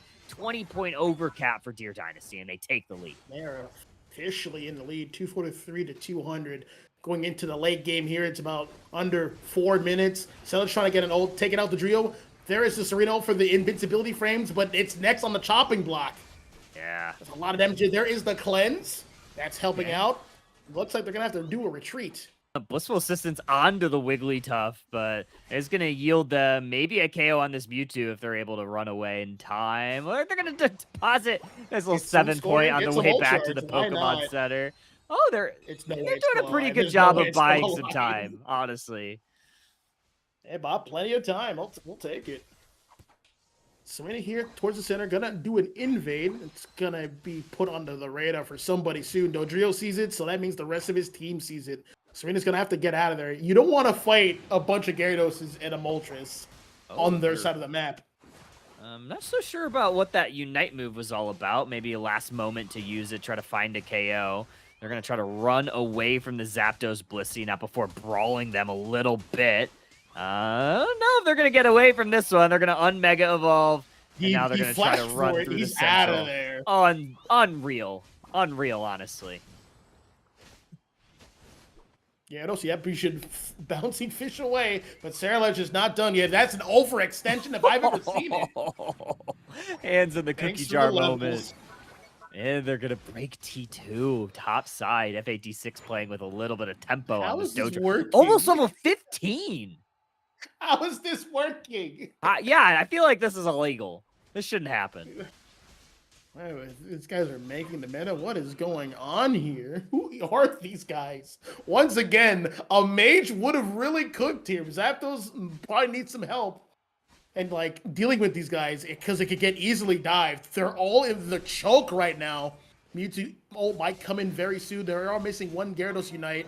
It is now 2 minutes. Groudon is here. Moltres is going in with reckless abandon. Gonna have to back up. Gonna get ulted by Serena. Here comes some ults. There is the clans. Gyarados is coming in. The blood's in the water. The sharks are on the way. There is a Zap Cannon, and that is a KO. Yeah, it's not good here for Deer Dynasty. There's that Revenant Ren, but here comes that triple trample from the back line. They're going to take down 2. That is a perfect convergence for this Dodrio to salvage what's left of this game. Cerulege very low, going to get healed up by this Blissey. Dodrio going for scores, going to deposit a full Hundo Burger in the central area. Groudon now at half. We'll see if this Moltres can get there in time. And it's very low. We're going to secure it, but Cerulege able to get it, but points still need to be gotten for No Clue. All right. Deer Dynasty can still win this. They just have to play insane defense against a ground-on enhanced team. Yeah. So, well, the Gyarados are available. They're really going to need Dodrio's help. Stopping the scores here. Gyarados is going to need help very soon. Serena gets that in. Okay. Doesn't want to overextend. He's going to have to, he can afford to give that up. Yeah, it's not enough. They're still going to need an extra 84 plus. We'll see how that goes. Size Strike's going to connect onto the Wigglytuff. No Clues pivoting towards this top path. Still all of the Groudon shields in tow. Here comes the Mega Gyarados from on the back line. Going to hit onto the Zapdos, but return favor. Unite move from the Zapdos. We're still looking for defense. Cerulege is going to fall. No Clues still needs some points. Are they going to get any in? Oh, no, they don't. They get full wiped. Dear Dynasty, they're going to keep this set 2-0. I saw the Zapdos ult not in the pad. I'm like, that's a mistake. That's a mistake. You needed that to win. Oh, no. They got away with it again. Another all-rounder comp. They can't keep getting away with this. There's no way. There's no way. No Clue. Lock them up. Throw away the key. Those guys are criminals. Unable to converge on that T2 top side. And they fall just short. Deer Dynasty able to capitalize. Get that full team wipe. FAD6, 11 KOs, 6 assists. Well-deserved MVP honors right there. Yes, he was there. The other guys were just, the other all-arounders were just there to, like, make them low so the dudes could just clean up easily. Yeah. That was the gameplay. That was actually the real goal. Just go in there, reckless abandon. If you die, it's fine. Just get them low. Dojiro will do the rest. Insane. I mean, they were level 15 at Groudon, so it was just a time before they were able to start picking people off. I love the pivot to go to the home goal zone, knowing that No Clue was probably just going to go ahead and rip, and that was essentially almost the game deciding play. If it wasn't for that defensive stand, also that F8D6 made on that T2, helping take down that Cerulege, and then all the dominoes came crumbling down right after that. Never a valiant effort there from No Clue. Honestly, well played, all intents and purposes, but still fell short. It was a bit of a split push there on that last tier 2 fight. Saraledge went in, it had a Groudon buff, but it went in a 1v4 against a bunch of bulky mons, and it gave away a buff. If just one of those mons have a Groudon buff at that phase at those levels, that's enough. Yeah, it was enough. And it was enough, right? They got the one Groudon buff that they needed from that Saraledge, and then just it fell apart. Ran them over. Oh, yeah, that was great. That was perfect. That was super fun. Really fun way to end the night. That's gonna likely, depending on what the standings show and all that, likely means that Deer Dynasty is gonna be your Underdunk 81 champion. But we'll have to go to the math table. I don't do the math. Not me. Not my department. That's a Lordy department. My department is casting, being bad at production and forgetting to change overlays, and graphics. Those are my jobs. I've only been fired 7 times tonight. I think that's a new low. So we'll see. But Double Fish Comp, love it. That was super fun. Love it. I'm glad. I'm actually glad they invaded. I'm like, hey, yeah, me too. If we just get this pick, we win the game right now. I know, that would have been crazy. That was worth it. They almost had it. I wonder if there's like some scouting that happened. Like No Clue Up seemed very ready for that invade. They're like, hey, no one's up here. They picked 2 fish. Oh my god, I have to go to the jungle. We know what, Pina. We know what. Are you making fun of me? That's not very nice. Not very nice. But yeah, that's it for us today. Underdog 81 comes to a conclusion. Are you talking about the math? I've never overdunked 0 when you were trying to stack. That's never happened. I don't know what you're talking about. Don't accuse me. Yeah, it's fake news. Let's go ahead and look for a raid. But GX, any final thoughts as we wrap up Underdunk 81? Any thoughts on All-Star? Those last 2 games were wonderful. They're what so a fun, great right? way to close it out. So much fun. All-rounders for life. All-rounders for life. That's our final note. Well, we're going to be back. I'm not sure if we are going to have a broadcast next week. I'll have to double check with the rest of the team, but stay tuned on the socials as well as the Discord to stay up on when we'll be live again for Underdunk 82. But until then, trainers, we'll see you next time and hope you have a great holiday weekend if you celebrate. Bye now.